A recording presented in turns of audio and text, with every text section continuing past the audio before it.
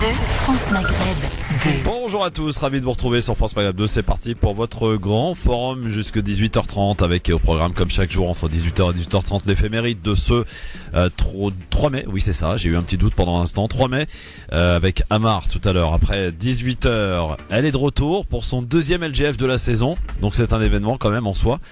Besma Maghrebi, comment ça va Besma? Ça va, merci Christophe. Bonjour à tous. J'ai lutté pour l'avoir aujourd'hui. Il faut le savoir quand même, messieurs, dames. Hicham Terrak est de la partie, comment ça va Hicham? Bonjour. Bonjour, comment ça va? Je te présente Maître Maghrebi, avocate enchanté. dans la vie aussi. T'as pas de problème en ce moment, ça va? Justement si, je suis en train de réfléchir, je crois que j'en ai plein.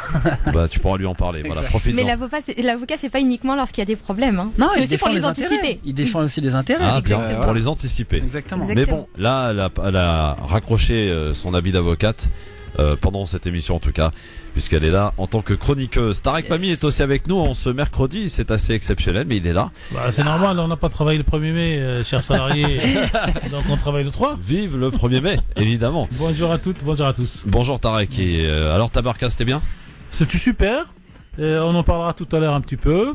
En fait, là j'ai trouvé depuis quelques mois une formule sur laquelle je travaille, et c'est en pleines élections. Je dis que les Arabes et les Noirs sont ensemble en prison. Oui. Les Arabes et les Noirs Besma sont confirme. ensemble dans les banlieues et dans Il y le en a quartier pas mal. populaire. Ouais, Mais je constate que les Arabes et les Noirs sont pas ensemble pour faire de la politique. c'est vrai. Donc si on Ça c'est pouvait, triste. voilà, donc si on pouvait lier ces diasporas pour faire travailler les diasporas africaines du Nord et subsahariennes ensemble, peut-être qu'on commencera tous ensemble à changer, parce que rester uniquement dans la diaspora franco-maghrébine depuis une vingtaine d'années, on est arrivé à la limite avec la religion qui prend le dessus, avec plein de choses qui ne font pas dans la citoyenneté dans laquelle on s'est battu. Alors, on va attaquer ce nouveau chantier, diaspora africaine et politique. Les Et chaînes, donc, on était à Tabarka aussi pour ça. les chaînes de télé vont s'en donner à cœur joie ce soir. Parce Bah, que ça ils fait vont 48 heures, frôler ça fait 24 heures qu'elles font ça, Ouais. et ça commence à être prise de tête. record d'audience ce soir. On attend, vous savez, pareil. jusqu'à 18 millions de téléspectateurs. Hein. Pourquoi? Pour le match de Ligue des Champions? Non, pas ou, du tout. Pour le d'accord. débat d'entre Ok. deux tours. Et justement, la question porte aujourd'hui sur ce débat. Est-ce que ce débat va déterminer définitivement votre choix pour cette élection, pour ce second tour? On verra bien. Hein. Eh bien, vous nous répondez sur la page Facebook. Vous êtes quelques-uns depuis ce matin à y avoir répondu. On lira quelques-uns de vos commentaires. Dans l'ensemble, c'est Alors, en oui, termes mon choix, sociologiques, tout sauf extrême. Voilà. en termes sociologiques, en fait, quand on arrive à cette phase des débats, c'est celui qui est dans les premiers qui, psychologiquement, donne l'impression qu'il a gagné, parce que ça renforce ce qui existe, et derrière, donc, ça ne change rien, en fait, au résultat. Depuis 74 qu'il y a ces débats, on n'a jamais vu quelqu'un qui était très en retard à cause ou grâce au débat qui bascule et qui passe premier. Donc, en fait, ça conforte les positions des uns et des autres plus qu'autre chose. Justement, on fera un peu d'histoire parce que c'est effectivement, Tarek, vous l'avez dit, les débats ont commencé en 1974. Avec Giscard. Giscard d'Estaing et vous n'avez pas le monopole du cœur. Et il a gagné Exact, ouais. à l'époque. Et Mais en 81, Mitterrand a pris sa revanche, bien sûr. Ouais. Et puis il y a eu quand avec même- l'homme du passif. Vous parlez du passé, vous êtes l'homme du passif. c'est ça. Et puis on réécoutera justement alors un moment mémorable de ces débats. C'était en 88 entre Mitterrand et Chirac. Chirac avait proposé à Mitterrand de parler d'égal à égal finalement, et Mitterrand lui dit: bien entendu, monsieur le Premier ministre. Excellent. Il va tenir pendant 1h30 sans se tromper une seule fois pour lui dire monsieur Chirac. C'est toujours monsieur le Premier ministre, ce qui fait qu'il le place un peu plus bas que lui, donc tu me restes inférieur. C'était même déjà si de la on est dans punchline cette déjà. Et on fera un peu d'histoire justement concernant ces débats, puisqu'en 2007, Ségolène Royal a peut-être perdu lors de ce débat, en perdant un peu ses nerfs, vous vous souvenez, face à Nicolas Sarkozy. Exact. Et en 2012, eh bien, François Hollande a probablement gagné, lui, grâce à ses fameux mois président. Vous savez Exact, qu'il en avait préparé 6. Et il en a fait 15 parce que Sarkozy ne l'a pas interrompu. Donc Exactement, il s'est lâché. Et On là, écoutera. ça pose la question, est-ce qu'on passe ce qu'ils appellent maintenant dans la télé les plans de coupe ou pas? C'est-à-dire, Ouais, est-ce je qu'on trouve passe... ça- je trouve que c'est C'est que- n'importe vous quoi. savez qu'il y a eu une négociation. Non, ça a mais été parce que dur, si hein. on passe ça, en fait, Ouais. on fait plus effondrer Ça peut- celui qui écoute que celui qui parle. Mhm, Et donc, exact. la phrase punchline, elle passe, mais si on voit que l'autre, il est à deux, parce que c'est lui qui a réalisé Hollande, alors Sarkozy, ouais. il dit pendant tout le temps où Hollande parlait, l'autre, il mâchouillait un stylo parce qu'il Ouais, son ça a pas cerveau pris, ouais. n'a pas trouvé encore la... Exact, Alors, ouais. à l'image, c'est destructeur. Ouais. Côté musique aujourd'hui, un petit Médine pour ne pas oublier ce peuple Rohingya, une chanson qu'il a écrite après son voyage justement en Birmanie C'est Nour, enfant du destin, c'est le coup de cœur musical de ce jour. Medine qui sera d'ailleurs ce soir accompagné de Kerry James et de Youssoufa aussi pour un gala en soutien aux prisonniers palestiniens. Ça se passe à l'International à Paris. 16h29, merci d'être avec nous et de commencer tranquillement cette fin d'après-midi avec nous sur France Maghreb 2. C'est le grand forum LGF avec Besma Maghribi et monsieur Hicham Terra qui est avec nous. Bonjour. Hicham, oui, absolument. Alors justement, tiens, j'ai oublié de vous demander tout à l'heure votre programme. Besma, de quoi allons-nous parler dans ton avis tranché tout à l'heure? Alors, mon avis tranché concerne c'est la lutte pour la mise en place d'un système politique contre le saturnisme, pardon. Le saturnisme. Qu'est-ce Oui. que le saturnisme, Besma? Alors, je m'attendais à cette question. Oui, en même temps. C'est une maladie extrêmement grave. Ah, Dont on est atteint à la suite d'une contamination par l'exposition au plomb. d'accord, ok. Ouais. Donc après je peux pas t'en dire plus sinon. Forcément, bien sûr. Donc tout à l'heure on en saura beaucoup plus. Donc Hicham, ta chronique d'aujourd'hui, Alors, ton aujourd'hui, avis tranché. Voilà, mon avis tranchant aujourd'hui, c'est une chronique qui est destinée pour mon papa dans un cadre un petit peu particulier, parce que j'ai entre guillemets la chance d'avoir été suivi pendant 2 jours par une équipe de France 2. Qui sont là et que l'on salue Voilà, d'ailleurs. qui sont dans les studios et qu'on salue au passage, exactement, une équipe terrible. C'est pour l'émission Dans les yeux d'Olivier, qui est diffusée sur France 2 donc, et du coup une chronique, on va dire exceptionnellement, voilà, pour mon papa. Oui, parce que je rappelle pour ceux qui nous rejoignent et qui ne connaissent pas l'histoire que ton papa a disparu. Exactement. Disparu, c'est bien le terme puisque il est atteint d'Alzheimer Tout à fait. et donc il a disparu. On n'avait aucune nouvelle depuis combien de temps maintenant? 1 an et 9 mois. Ça fait long, hein. C'est très long, Voilà. bien sûr. Donc une petite chronique, c'est quoi? Tu vas t'adresser à lui? Tu vas Exactement comme d'habitude. En fin de compte, c'est le prolongement des posts que je fais sur la fanpage justement de mon papa. on rappelle d'ailleurs la page Facebook C'est Recherche Terak El Mekki. Voilà. Terak El Melki, donc sur Facebook. Vous n'hésitez fait. pas à les liker. Tu donnes des nouvelles assez Régulièrement, fréquemment. exactement, sur le site. Et je tiens vraiment à remercier la radio pour me laisser m'exprimer à ce sujet-là, même si voilà, je monopolise pas non plus, mais en tout cas merci. Ouais, bah c'est tout à fait normal. Et on rappelle d'ailleurs, puisqu'on en parle, que il y avait Manuel Valls a supprimé. C'est ça. Tu me disais, c'est quoi exactement? En 2013, la RIF, c'était tout simplement le système permettant aux familles de déclencher une enquête pour retrouver les personnes disparues. Donc RIF, c'est recherche dans l'intérêt des familles. Et donc en 2013, il a jugé bon d'arrêter ce système-là, cette loi, cet outil en tout cas, qui soulageait les familles.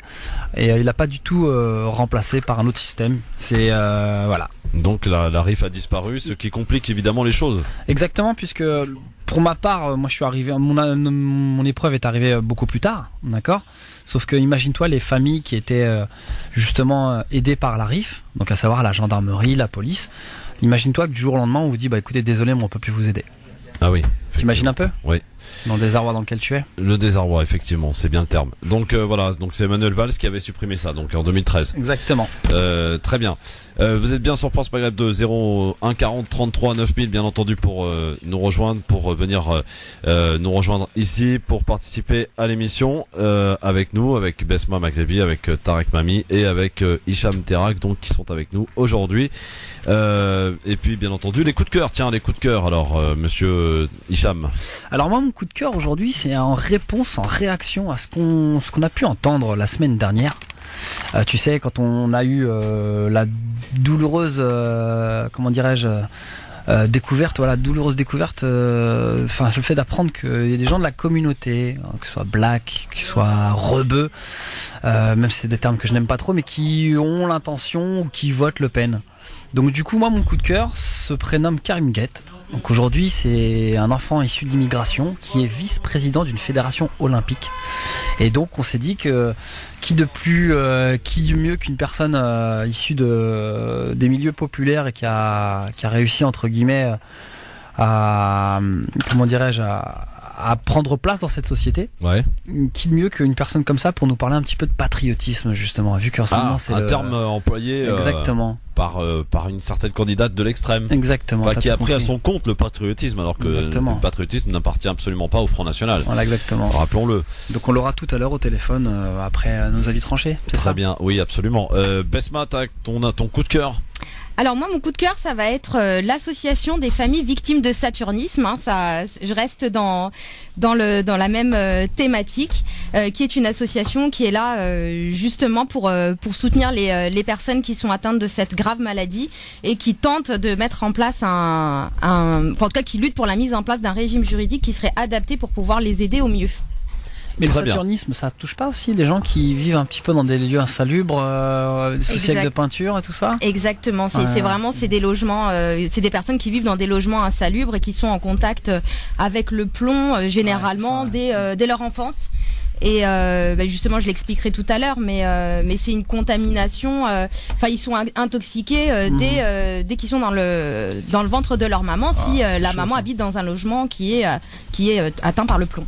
D'accord. Alors, la question du jour, je vous la rappelle quand même, messieurs, dames, à laquelle vous êtes invités à nous répondre sur la page Facebook. Selon vous, le débat de ce soir est-il décisif dans votre choix du candidat pour le deuxième tour de cette élection présidentielle? Vous êtes quelques-uns donc à répondre. Vous continuez bien sûr. On lira quelques-uns de vos commentaires à l'image de celui-ci. Tiens, c'est Mina qui nous dit: pour sauver l'Europe, il n'y a pas d'autre solution qu'une guerre pour piller, renflouer les caisses qu'ont dilapidé certains dans un pays pas lointain. Devinez lequel? Ça, c'est Mina. Et puis également Ayour qui nous dit: pas du tout, pas de place pour les extrémistes politiques au pouvoir. C'est pour ça que je vote pour Macron, nous dit cet auditeur. Vous pouvez continuer donc à nous donner vos commentaires sur la page Facebook France Maghreb 2. Voilà, n'hésitez pas. Allez, on va passer sans plus tarder, si vous le voulez bien, au zapping. Avec un zapping qui va commencer évidemment par le débat, et on va faire un peu d'histoire. Nous sommes le 10 mai 1974. Le premier débat télévisé oppose Valéry Giscard d'Estaing à François Mitterrand. Le candidat socialiste se fait cueillir par la célèbre phrase de son adversaire que je propose de réécouter. Vous n'avez pas, monsieur Mitterrand, le monopole du cœur. Ah oui, quelle grande phrase. On s'en souvient encore. Battu, François Mitterrand prend sa revanche 7 ans plus tard. Lorsque Valéry Giscard d'Estaing lui reproche d'être l'homme du passé, le socialiste rétorque: vous êtes l'homme du passif. Il remporte l'élection. En 1988 maintenant, c'est au tour de François Mitterrand d'être le sortant. Face à lui, son Premier ministre, Jacques Chirac, affirme: ce soir, vous n'êtes pas le président de la République, nous sommes à égalité. A-t-il rappelé? Écoutez cet échange magnifique. Vous me permettrez donc de vous appeler monsieur Mitterrand. Mais vous avez tout à fait raison, monsieur le Premier ministre. Voilà, bah oui, c'était trop fort. Enfin, le 2 mai 2012, François Hollande et Nicolas Sarkozy s'affrontent lors d'un débat virulent, à la fin duquel le socialiste se lance dans une longue anaphore. Écoutez. Moi, président de la République, je ferai en sorte que mon comportement soit à chaque instant exemplaire. Et il y en a eu comme ça 15 d'affilée pour François Hollande. On en avait préparé 6, on vous l'a dit tout à l'heure. Face à lui, Nicolas Sarkozy reste silencieux. Il quittera l'Elysée 13 jours plus tard. Le débat, c'est ce soir, effectivement, ce moment attendu. Alors on se souvient que dans l'histoire des débats depuis 1974, un seul n'a pas eu lieu. C'était en 2002. Jacques Chirac avait refusé de débattre avec Jean-Marie Le Pen. C'était d'ailleurs à l'époque la stupéfaction, parce que c'était la surprise générale de voir Jean-Marie Le Pen et le Front National arriver au deuxième tour, et l'élimination au premier tour de Lionel Jospin, qui était donné pourtant favori dans les sondages. Les débats, est-ce que c'est un moment important? Est-ce que c'est quelque chose que vous attendez, Besma, Tarek et Hicham? Alors, en ce qui me concerne, que j'attends, je vais être honnête, non, pas vraiment, dans le sens où, de toute façon, mon choix est fait, et que mon vote ne changera absolument pas à la suite de ce débat. Oui. Oui, vas-y, ouais, excuse-moi. Pour ma part, moi, je trouve que c'est quand même important. Bon, alors, on l'attend, oui, puisque c'est quand même la finale. Si on transpose un peu avec le sport. Mais là, en l'occurrence, je trouve que c'est pas forcément représentatif de ce qui va réellement se passer par la suite.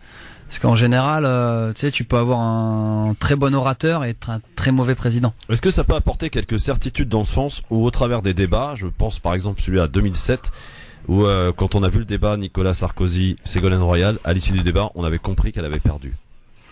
Pas tout à fait, Christophe. Toi, vous qui aimez le football, je dirais que quand vous allez regarder un match OM contre le champion du monde, dans votre tête, votre champion va gagner de toutes les façons. Donc vous y allez avec un a priori positif en faveur de votre champion, de votre candidat, et vous allez même trouver des excuses à ses erreurs. Et donc en clair, psychologiquement, ça ne change pas grand-chose, ça fait pas déplacer. On pensait d'ailleurs, cher Christophe, Besma et Hicham, que par exemple un attentat fait jeudi au vendredi, va changer le résultat.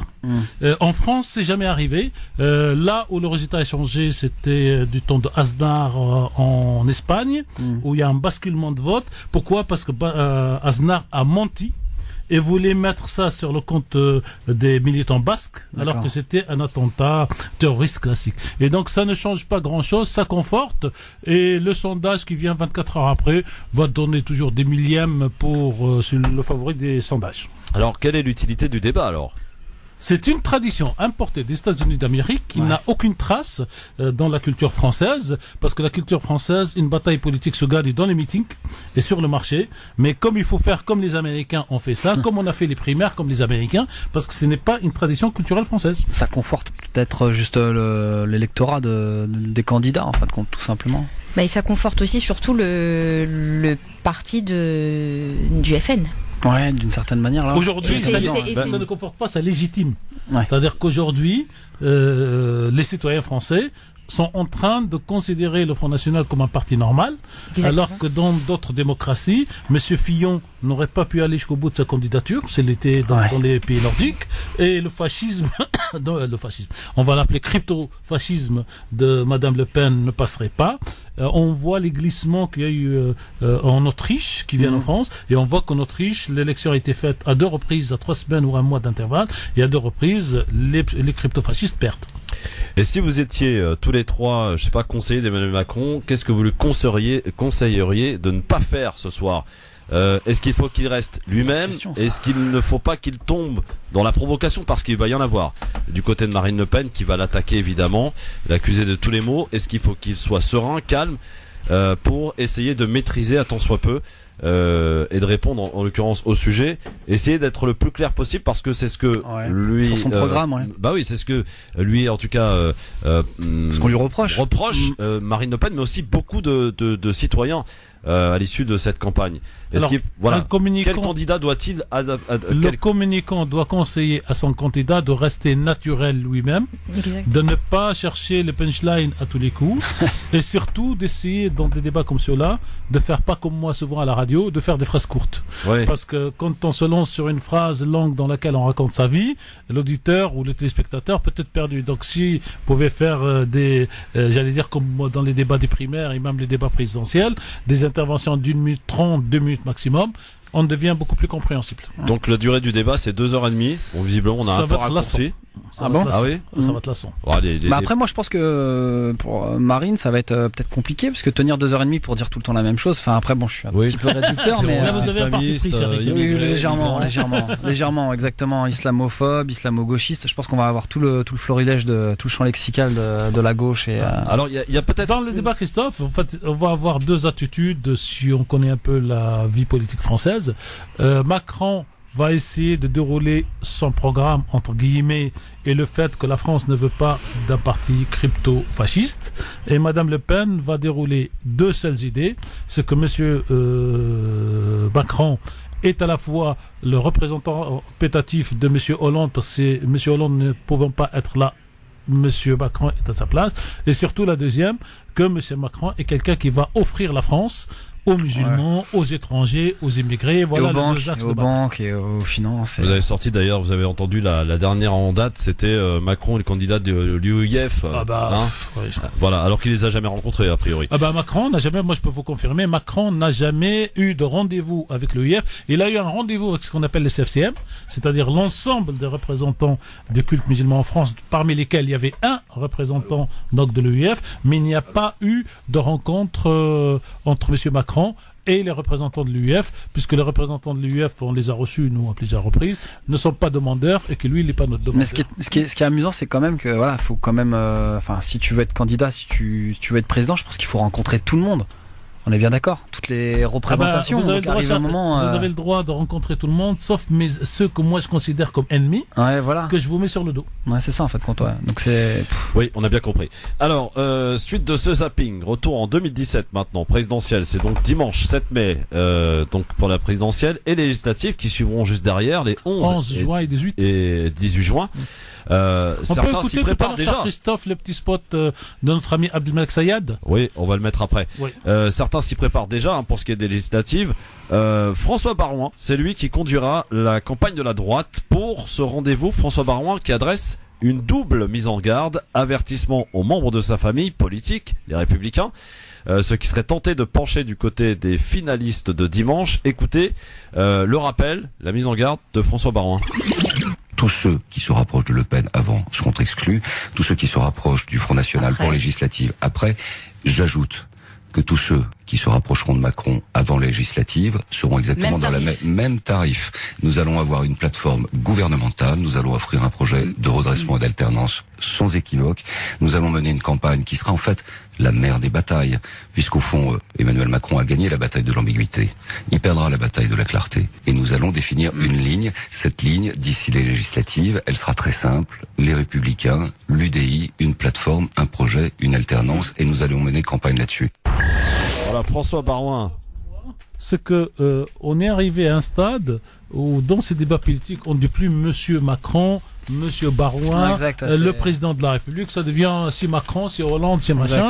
Il y a quelque chose quand même, c'est peut-être ça aussi le populisme qui fait qu'on comment dire que Madame Le Pen, et vous voyez instinctivement, je dis Madame Le Pen, je dis pas Marine à l'antenne, dégrade et on utilise les prénoms des gens, les noms des gens, alors qu'on est quand même dans des batailles politiques. Alors sur Baroin, Besma. Ah, Monsieur Baroin. Monsieur Baroin, François Baroin, pour être très précis, qui est nouveau patron de la droite, enfin pour l'instant, pour conduire cette campagne des législatives pour la droite. En disant ça, finalement, moi ce qui retient plus mon attention, c'est tous ceux qui rejoindront Macron sont exclus. Ils veulent essayer de sauver ce qu'il y a encore à sauver du parti, des LR. Alors, est-ce qu'il y a encore quelque chose à sauver? Ouais. C'est surtout ça, là, moi, la question que je me pose. Au regard des résultats qu'on a eus au premier tour, je pense que la réponse est claire. Il n'y a plus rien à sauver. Enfin, en ce qui me concerne, en tout cas, pour moi, c'est assez simple. Et puis se permettre de dire une telle phrase alors qu'on a quand même Marine Le Pen, Madame Marine Le Pen au deuxième tour, je trouve ça aussi très dangereux. Donc oui, moi, je m'interroge sur ces propos-là. Oui, Tarek. Je veux empointer le point de vue de Besma. Oui, très bien. Hicham, pareil. Je peux pas dire plus. Bon, bah, très bien. Alors, on va passer à autre chose. Par contre, je vous propose dans ce zapping d'écouter cet appel à une relative prudence du centriste Jean-Luc Borloo, l'ancien patron de l'UDI, soutien de dernière minute d'Emmanuel Macron. Écoutez ce qu'il a dit. Madame Le Pen est née dans la politique. Donc elle est rodée à tout ça. Elle a eu le temps d'avoir des échecs, des succès, des cicatrices. Et donc, je veux dire, c'est un débatteur hors pair. Voilà, il y a une ancienneté qu'elle a, c'est pas sa première campagne. Bon, et Emmanuel Macron, c'est le choix de l'audace qu'ont fait les Français, c'est le choix de la jeunesse qu'ont fait les Français, et c'est vrai que c'est forcément un peu plus difficile pour lui, mais c'est un garçon qui est construit, qui a des convictions, qui a de l'enthousiasme, qui veut fédérer, et qui a, je crois, une bonne partie des vraies solutions pour notre pays. Un appel intéressant de Jean-Luc Borloo, un soutien de dernière minute. Hein, rappelons-le, il l'a fait. Non, cher Christophe. Comment ça, non?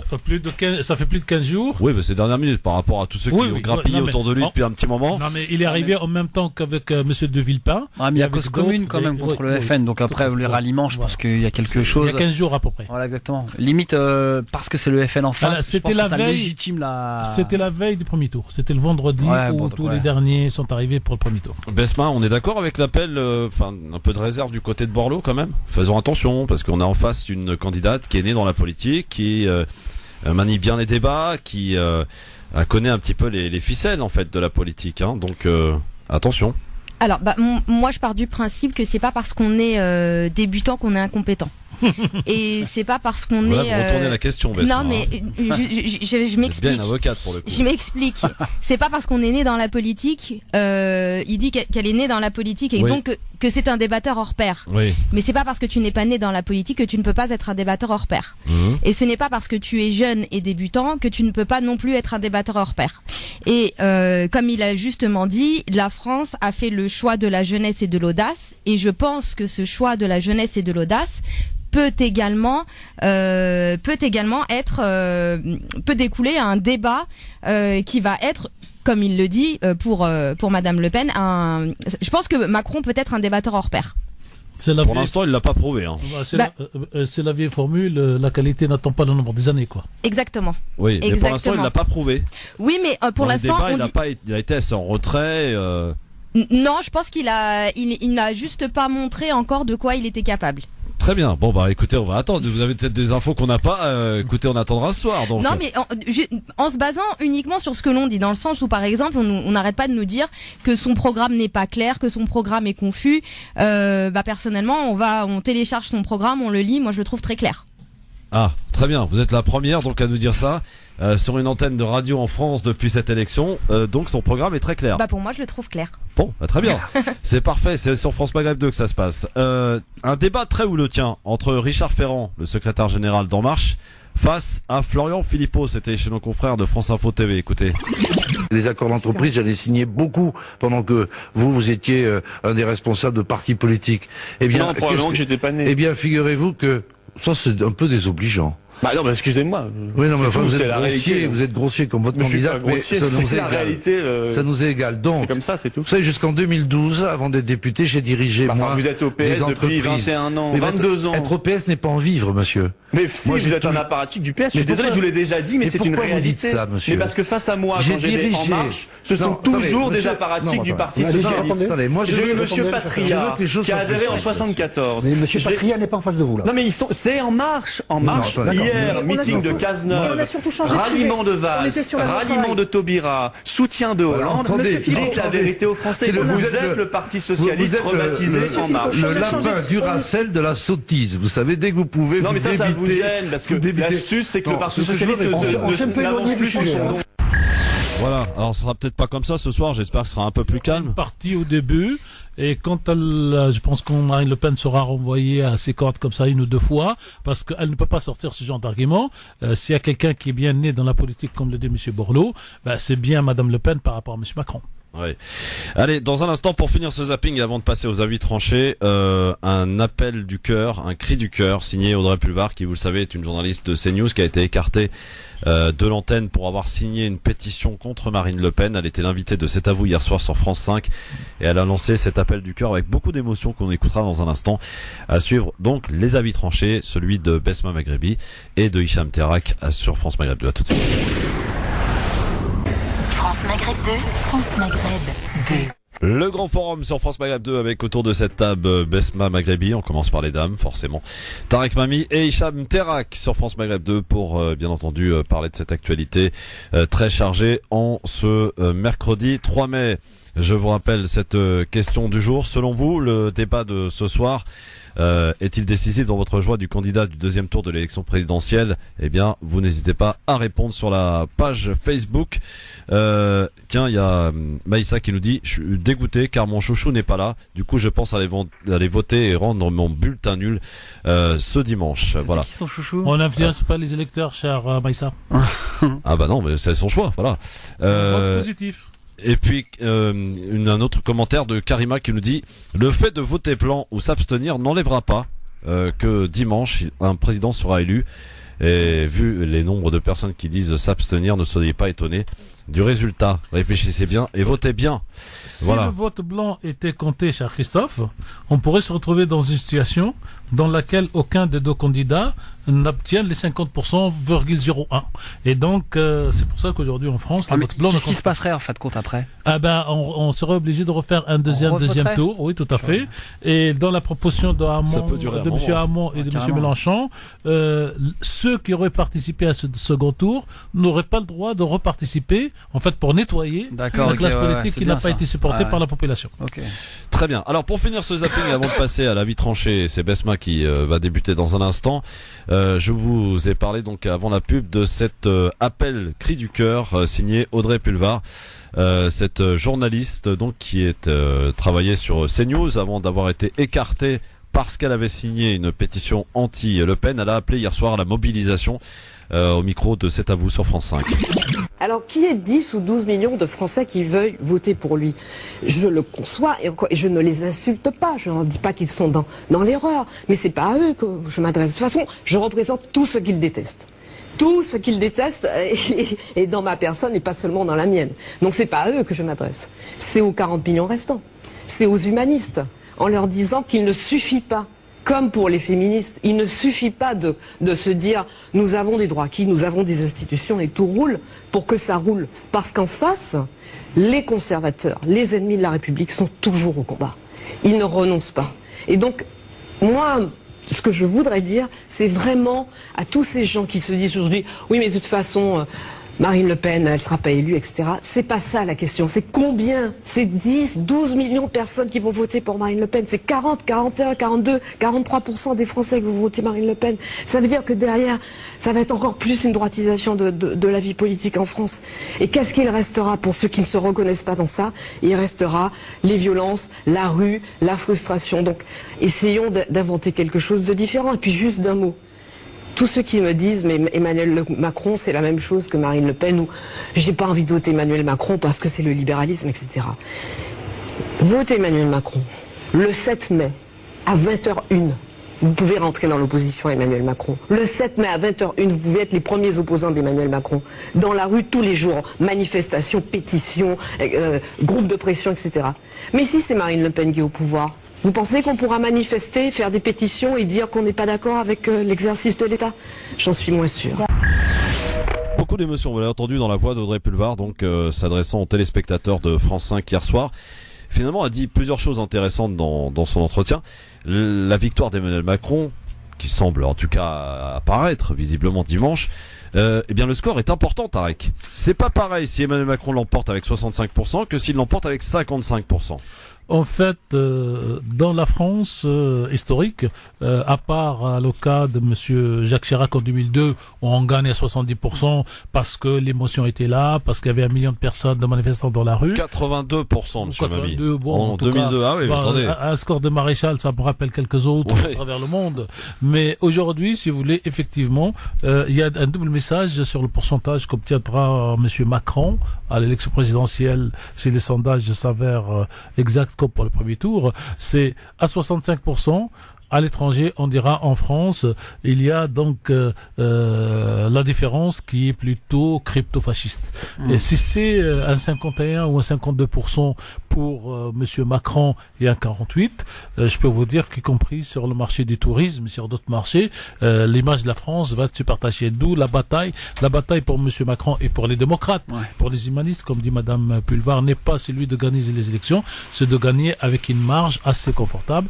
60-61, ça peut refléter l'état d'esprit de la société française, d'autant plus que ça n'engage que moi, comme d'habitude, ici à l'antenne, mais j'estime que dans ces 60%, dans ces 58%, une large part ressortira de la responsabilité de M. Mélenchon, en jouant le nini, et ça renvoie pratiquement 2/3 de son électorat qui ne participera pas, donc forcément c'est difficile.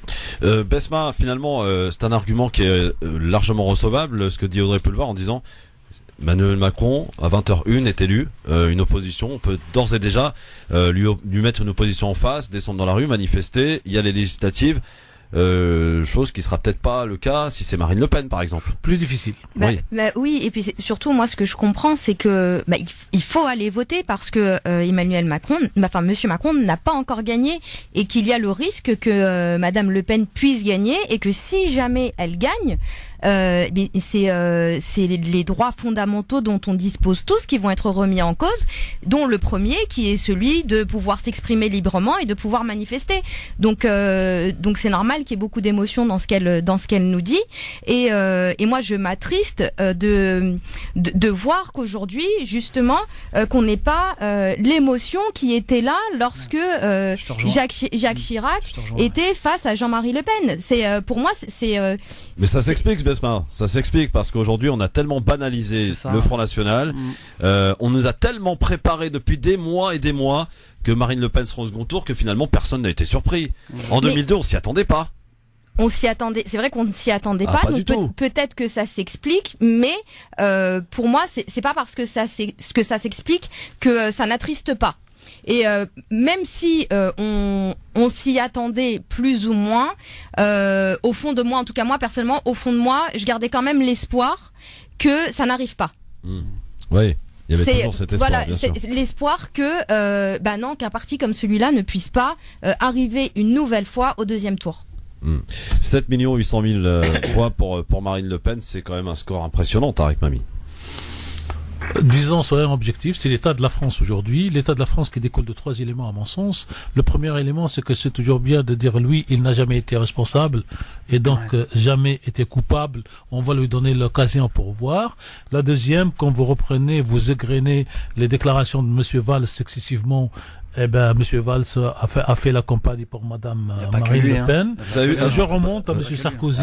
Juste par rapport à Valls, Tarek. Juste par rapport à Valls, vous savez qu'il a fait un tweet à propos de Nicolas Dupont-Aignan, le qualifiant de traître. Alors, vous savez ce qui s'est pris sur les réseaux sociaux, parce que lui aussi, il a fait le même coup il y a quelques mois par rapport à Benoît Hamon. Je suis pas psychiatre ou psychanalyste, mais je dis que vous savez, quand vous parlez, souvent vous parlez de vous-même, quand vous traitez les autres de salopards, un truc comme ça, c'est que généralement vous y êtes un petit peu parce qu'on utilise le langage qu'on ne souhaite pas qu'on vous adresse et on l'adresse aux autres. Et donc je disais que Monsieur Valls, Monsieur Sarkozy, et j'irai même plus loin.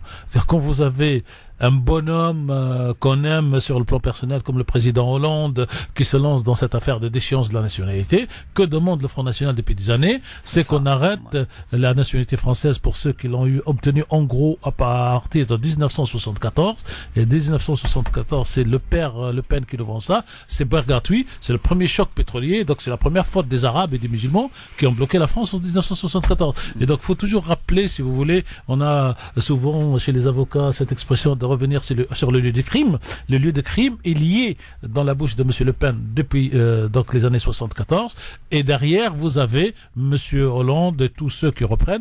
Et vous savez, Monsieur Dupont-Aignan, qui lui nous fait l'autre trahison, c'est-à-dire qu'il n'a pas sauvé sa force politique, il a sauvé l'argent qu'il a avancé, puisque s'il avait fait, et moi je prends le pari avec vous, s'il avait fait 5,1% des votes, et ce serait pas rallié parce qu'il aurait l'État pour rembourser son argent. Et comme il a fait 4-7 et qu'il n'a pas les moyens, ben on passe un deal. Je te soutiens, on va perdre. Mais moi je disais non au FN il n'y a pas longtemps en plus. Voilà. Oui, absolument. Juste avant les avis tranchés, il y a Samir qui souhaite prendre la parole. Donc comme dans cette émission, les auditeurs ont aussi le droit de s'exprimer. Bonsoir Samir. Oui, bonsoir à tous. Bonsoir. Et au président de la radio, Tariq Mami en l'occurrence. Il a quitté la casquette de président aujourd'hui. Non, il est journaliste aujourd'hui. Voilà, il joue pas président, il joue journaliste à Nantes. C'est ça. D'accord, c'est noté. Alors, juste par rapport à Audrey Pulvar, moi j'ai pas la même empathie ou j'ai pas la même Audrey Pulvar, pour moi, c'est tout ce que j'aime pas dans le journalisme. C'est c'est encore une journaliste qui il y a pas longtemps accompagné Gilles William Goldnadel en Israël. Alors, vous savez ce qui me fait rire, monsieur Mami, c'est que les mêmes qui critiquent l'extrême droite française dans notre pays sont complaisants avec les autres extrêmes droites, notamment israéliennes. Les mêmes qui finalement trouvent méchantes, insupportables l'extrême droite française, vont en Israël, reprochent à Dominique de Villepin, j'invente rien du tout, d'avoir quitté le dîner du CRIF avant et que Madame Pulvar avait dit dans une émission, on pouvait retrouver le passage à Dominique de Villepin qu'elle avait trouvé inapproprié ou en tout cas pas dans la bienséance le fait d'avoir quitté le dîner du CRIF avant la fin. Vous voyez, donc Audrey Pulvar n'a pas de leçon à donner. Le monstre du FN, c'est eux-mêmes qui l'ont nourri pendant 5 ans.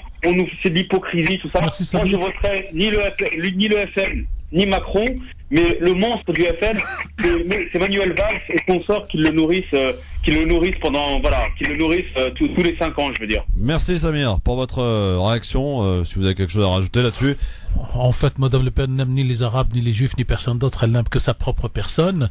Et c'était son ancien conseiller, d'ailleurs, qui était un ministre, qui était lui aussi député européen, professeur de géostratégie, qui lui avait conseillé en 2012 d'envoyer cette image, d'effacer l'image antisémite de son père, pour pouvoir donc se rapprocher des Juifs de France et des Israéliens, en partant de cette thèse raciste que les juifs sont tellement forts avec le lobby qu'il faut se rapprocher des juifs pour avoir le lobby juif pour gagner l'élection. Et donc vous voyez que même l'arrière-pensée utilisée pour faire cette chose n'est pas, si tu veux, elle dit pas les juifs sont nos concitoyens. D'ailleurs, à première occasion, qu'est-ce qu'elle fait? Elle nous parle d'Iveldiv. Oui. Et donc il n'y a pas de lien entre Israël, pas Israël, les Palestiniens, pas les Palestiniens, les Juifs, pas les Juifs. Madame Le Pen essaie de ratisser large et chasser le naturel et revient au galop. Toujours. Veldiv. Alors Hichem, tiens, juste avant de passer à la vie tranchée de Besma, ce qui est assez bizarre, c'est qu'en regardant un petit peu la carte et en croyant un petit peu un ami à moi qui me disait mais je ne comprends pas, je suis issu d'un village où il y a zéro arabe, zéro noir, et Zéro pourtant musulman, le FN est arrivé en tête. C'est étrange, non? Bah écoute, étrange parce que je pense qu'on vend de la peur en fait. Et puis à partir du moment où tu fais réagir les gens, que ce soit au travers de la radio ou de la télé, en fait il y a ce, comment on appelle ça, il y a cette poupée qu'on est en train de secouer, tu sais, en train de te dire regardez, si vous votez pas pour nous, regardez ce qui va arriver chez vous. En fait. Et forcément, alors bon, on parle de patelins qui sont peut-être un petit peu à l'écart des grandes villes où il se passe pas grand chose, avec tout le respect que j'ai pour ces gens-là, mais il y a peut-être pas cette comment dirais-je, ce mélange, ce brassage de culture, tu vois ce que je veux dire. Donc on a toujours peur de ce qu'on ne connaît pas. Et clairement, à partir du moment où tu comprends tous ces mécanismes, bah forcément c'est facile d'y disséminer après des petites idées, tu vois, où faites gaffe, regardez, ils sont pas comme nous, regardez comment ils font, et puis avec ça tu balances un flot de préjugés, de clichés, et puis après voilà, ça... Besma, est-ce que c'est la télé finalement, les journaux de 20h ou les chaînes en continu aussi qui alimentent un petit peu cette xénophobie, islamophobie? Ça tout ce qui se termine par bi, quoi. Je pense que les médias y ont contribué, bien sûr. Maintenant, je pense que c'est pas uniquement le fait qu'elle mette, qu'elle pointe du doigt le noir et les noirs et les arabes qui poussent, on va dire, ces personnes-là à voter pour elle, mais et qui a fait d'ailleurs que son statut a changé au regard de l'opinion de certaines personnes. Je pense qu'il y a aussi le fait qu'elle pointe du doigt la misère des gens et qu'elle leur dit vous êtes dans la misère, vous êtes dans une situation difficile, mais c'est à cause de l'Europe, c'est à cause des étrangers, c'est à cause de toutes ces choses-là que vous êtes dans cette situation. Moi, j'aime la France, moi, je suis la France, donc si vous aimez la France comme moi, bah, je vais vous aider, vous ne serez plus dans la misère, je vais vous aider à aller mieux. Et c'est ce discours-là qui fait, je pense, qu'elle a réussi à toucher beaucoup plus de personnes. Et là, ces personnes-là n'ont juste, je pense, pas compris que c'était uniquement des paroles vides de sens à l'intérieur. Comme elle dit, avec moi il y aura plus d'attentats, par exemple. Il y aura Exactement. Ou c'est pas parce qu'elle va délivrer moins de visas ou qu'elle va accorder moins de nationalité française qu'il y aura moins de problèmes et que les gens auront plus d'argent. C'est juste pas possible. Alors, on va passer maintenant aux avis tranchés et on va commencer parce que nous sommes galants, mon cher Hichem, par non, c'est pas vrai. Besma. 5, 4,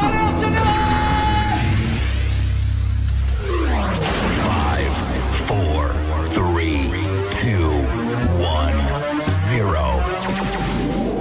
Si je fais quoi que ce soit, c'est la mise à pied. Alors piétinez-moi, allez-y. On va quitter quelque peu la politique avec Besma Maghrebi aujourd'hui.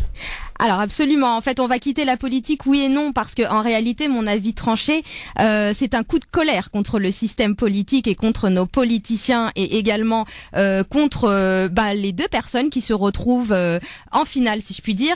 Mon avis tranché et ma colère est un appel à lutter contre le saturnisme. Alors qu'est-ce que le saturnisme? Je vais essayer d'être assez brève. Le saturnisme, ce qu'il faut savoir, c'est que c'est une intoxication par le plomb particulièrement dangereuse pour la santé des enfants et des femmes enceintes. C'est le plomb, lorsqu'il est respiré ou avalé, il va passer dans le sang, se stocker dans les os et va mettre quasiment plusieurs années à pouvoir être éliminé.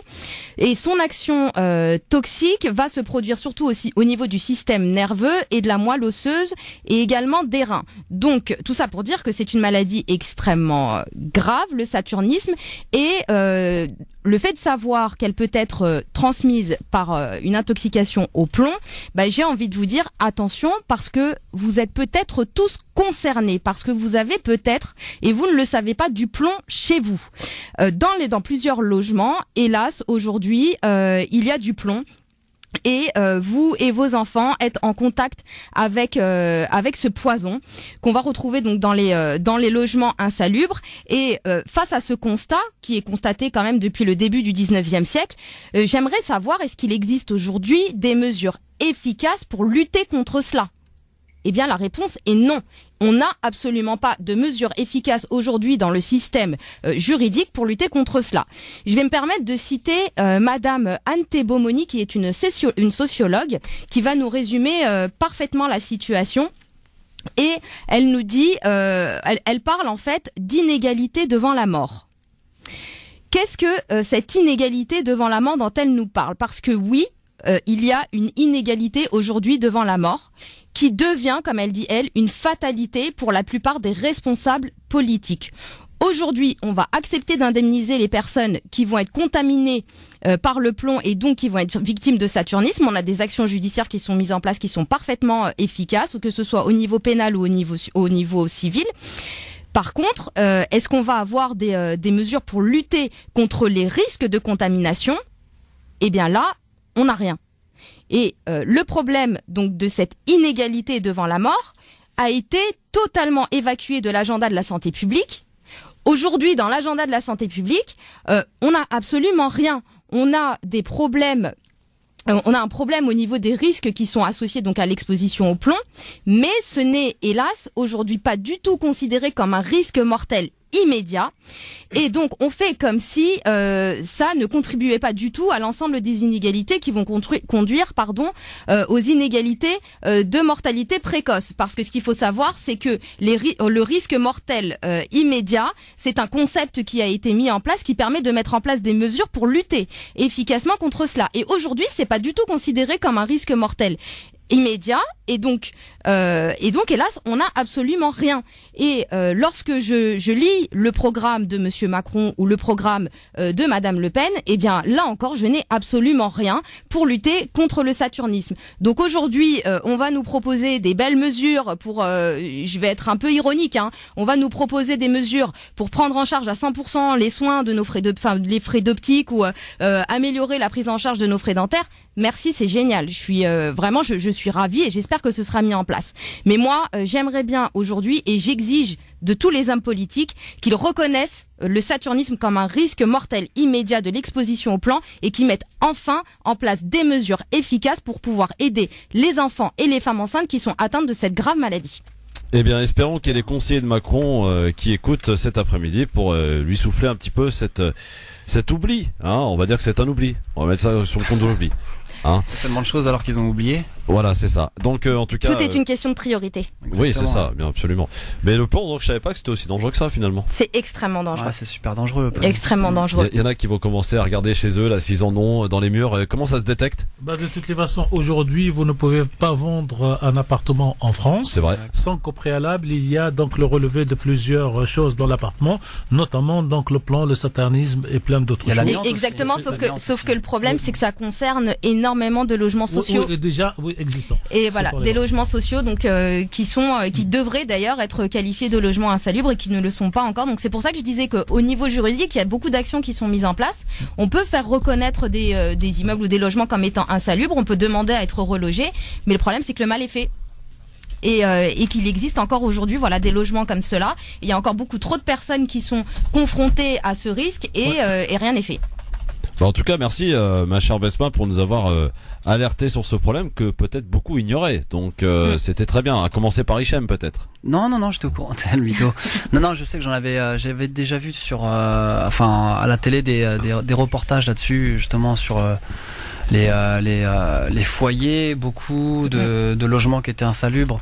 Et moi ça me fait écho à Boulevard Auriol, en fin de compte, tu sais, 13e arrondissement, dans le 13e, ce foyer qui a brûlé, et en fin de compte, c'était vraiment, on sait qu'ils vivaient dans des conditions assez difficiles, et moi, ça me fait écho à tout ça, en fin de compte, tous ces gens qui habitent dans des, vraiment, c'est ça, c'est le terme, dans des appartements insalubres sur Paris, pourtant c'est la capitale, et donc ils vivent dans des conditions très très très difficiles. On va changer de sujet maintenant pour un autre avis tranché, tranchant et un peu plus personnel, celui de Hicham Terak. 5, 4,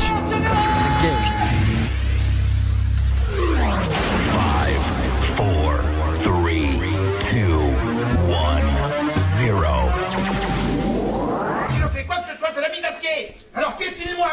Effectivement, Hicham va nous parler de son papa qui a disparu, atteint d'Alzheimer, il y a 1 an et 9 mois. Voilà, exactement 1 an et 9 mois. Salut papa, comment tu vas? Je ne sais toujours pas. J'imagine toujours encore et encore. Je me dis que tu dois être perdu dans les méandres de ta mémoire. Les beaux jours sont de retour, et moi je compte toujours à rebours. Les places, les rues se remplissent, aussi sûr que les arbres fleurissent. Tant de kilomètres parcourus pour un être disparu. Mon père, cet illustre inconnu. J'en ai fait des kilomètres sur la route pour te retrouver. Au final, dans les abîmes, je rame. Voilà, c'est le doute que j'ai trouvé. Une délivrance tant attendue, mais le temps pour le moment suspendu. Il y a tant de choses à faire dans cette vie, mais on oublie l'essentiel, l'amour, qu'il soit fraternel, maternel ou paternel. Dites-vous et n'oubliez pas qu'il est surtout éternel. C'est juste un petit rappel. On vit tous ce genre de moment où l'important devient banal puis devient rien. Tellement facile de baisser les bras, encore plus de dire je n'y arriverai pas. Mais t'inquiète papa, tu sais.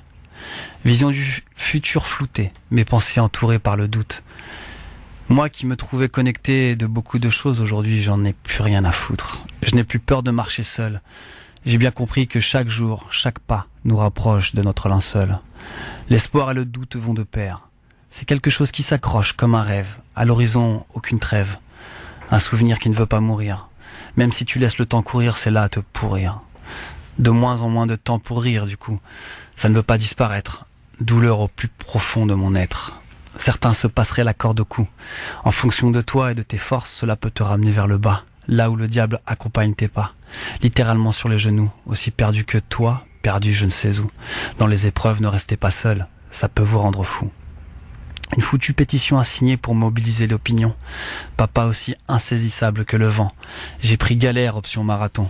Il paraît que ça aide en vieillissant. Je ne veux pas être vu comme un donneur de leçons, moi qui faisais jamais mes devoirs. Ni de soi-disant sage, moi qui faisais tout avec rage. Ni même le rôle du grand frère, trop peur de décevoir. Mais sachez qu'aujourd'hui une phrase en arabe ne cesse de résonner dans ma petite tête. Elle est simple, efficace, puissante. Kamma tuddin tuddan. Comme tu fais, on te fera. Si tu fais du bien à quelqu'un, sois sûr qu'il y aura à l'avenir quelqu'un qui te fera du bien. Voilà entre autres pourquoi je te cours après, papa. Quoi que tu vives, personne ne peut te sauver de toi-même. Voilà le genre de phrase que je dis à mon reflet dans le miroir. Avoir de la force, même le visage blême, même si je saigne, que mes actes déteignent et me précèdent. Je vous l'ai déjà dit, Kamma tuddin tuddan. Je suis riche de souvenirs à jamais gravés. Moi, ivre du vide que tu as laissé.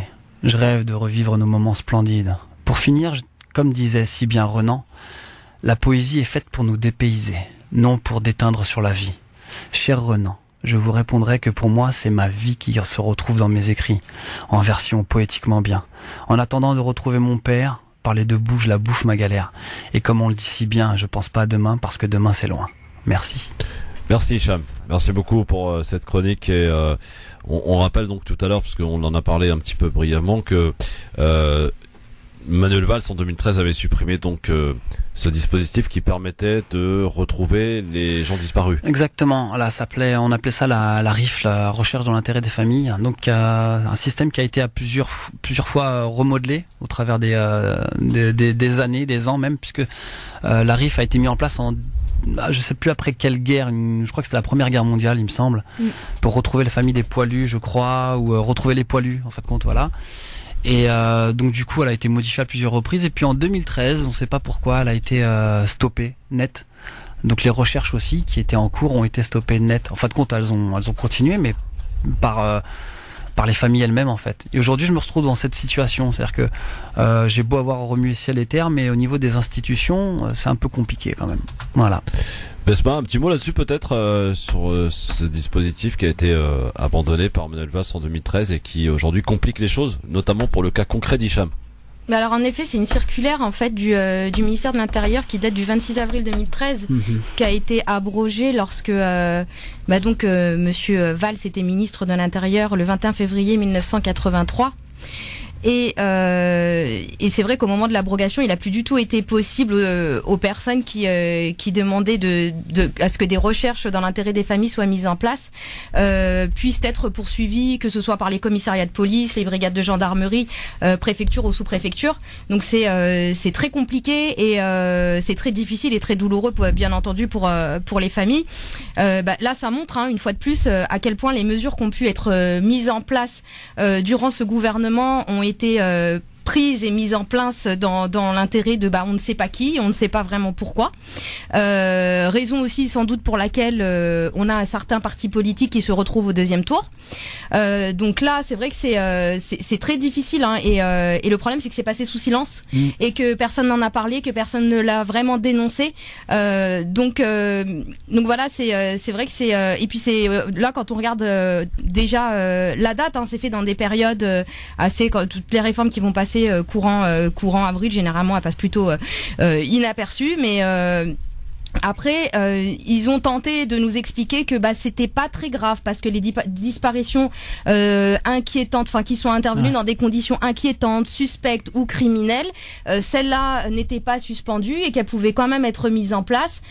Donc c'est compliqué. Il faut réussir à là ils vont nous dire faut réussir à mettre en place un faisceau d'indices qui va laisser supposer qu'il y a eu des conditions inquiétantes qui ont conduit à cette disparition. En clair, cher Christophe, ce qui est ridicule avec cette décision de M. Valls, à la base, c'est pour une économie d'argent pour l'État, puisque l'État ne se donne plus la responsabilité de la recherche des personnes disparues. Alors, ce qui est paradoxal et qui peut faire mal, l'État continue les recherches quand on a trouvé une personne assassinée. On va continuer à chercher qui l'a tué. Mais quand la personne disparaît, là, il n'y a plus de recherche, il n'y a plus rien. Et donc, il y a une espèce, de marche à l'envers de la logique politique qui fait que quand on dit il faut faire quelques économies financières, on fait l'économie financière aux dépens des citoyens, alors que les citoyens, donc on laisse un citoyen dans un état comme notre ami Hicham aujourd'hui, dans lequel de désarroi permanent, parce qu'on sait très bien qu'en termes psychologiques, c'est le drame final ou la réussite finale, le bonheur final, c'est le fait de retrouver le parent perdu ou de retrouver le corps des parents perdus ou de la fille figueuse, parce que ça frappe beaucoup de jeunes filles, qui fait que l'État prend ses responsabilités. Or, il n'est pas normal, et moi je sais que quand on a commencé la radio dans les années 80, toutes les radios de France avaient dans la programmation la fameuse recherche dans l'intérêt des familles, et en général on fait passer les familles qui décrivent, il était grand, il avait les yeux noirs, il avait les yeux trucs, et c'était une action sociale. Aujourd'hui, cette action sociale s'est arrêtée par le fait des hommes politiques. Et pourtant, on arrive à retrouver tous les criminels ou les terroristes qui se cachent 30 ans après. Partout. Mais ils laissent leur carte d'identité sur les lieux d'attentat aussi. C'est vrai. Ce qui n'est pas le cas plus facile. Oui, effectivement. Bien joué. D'ailleurs, Besma, tu pourras nous en dire un petit mot dans un instant, parce que ça, c'est un peu passé inaperçu quand même. Mais c'est sous le quinquennat Hollande que l'on a permis aux mineurs de pouvoir quitter la France sans autorisation paternelle, parentale, et on est revenu là-dessus, mais alors 2 ans après, et il y a eu des dégâts, et donc de nombreux mineurs qui sont partis en Syrie, notamment. On en reparle dans un instant. Eh oui, votons ensemble et bien, si possible. Bien sûr, ça se passera ce dimanche 7 mai pour ce deuxième tour de cette élection présidentielle qui ne va pas tarder à révéler donc suite au résultat des urnes. J'en parlais il y a quelques instants, Besma, donc cette possibilité aux mineurs de pouvoir quitter le territoire sans autorisation parentale, eh bien ça a été possible pendant 2 ans sous le quinquennat Hollande.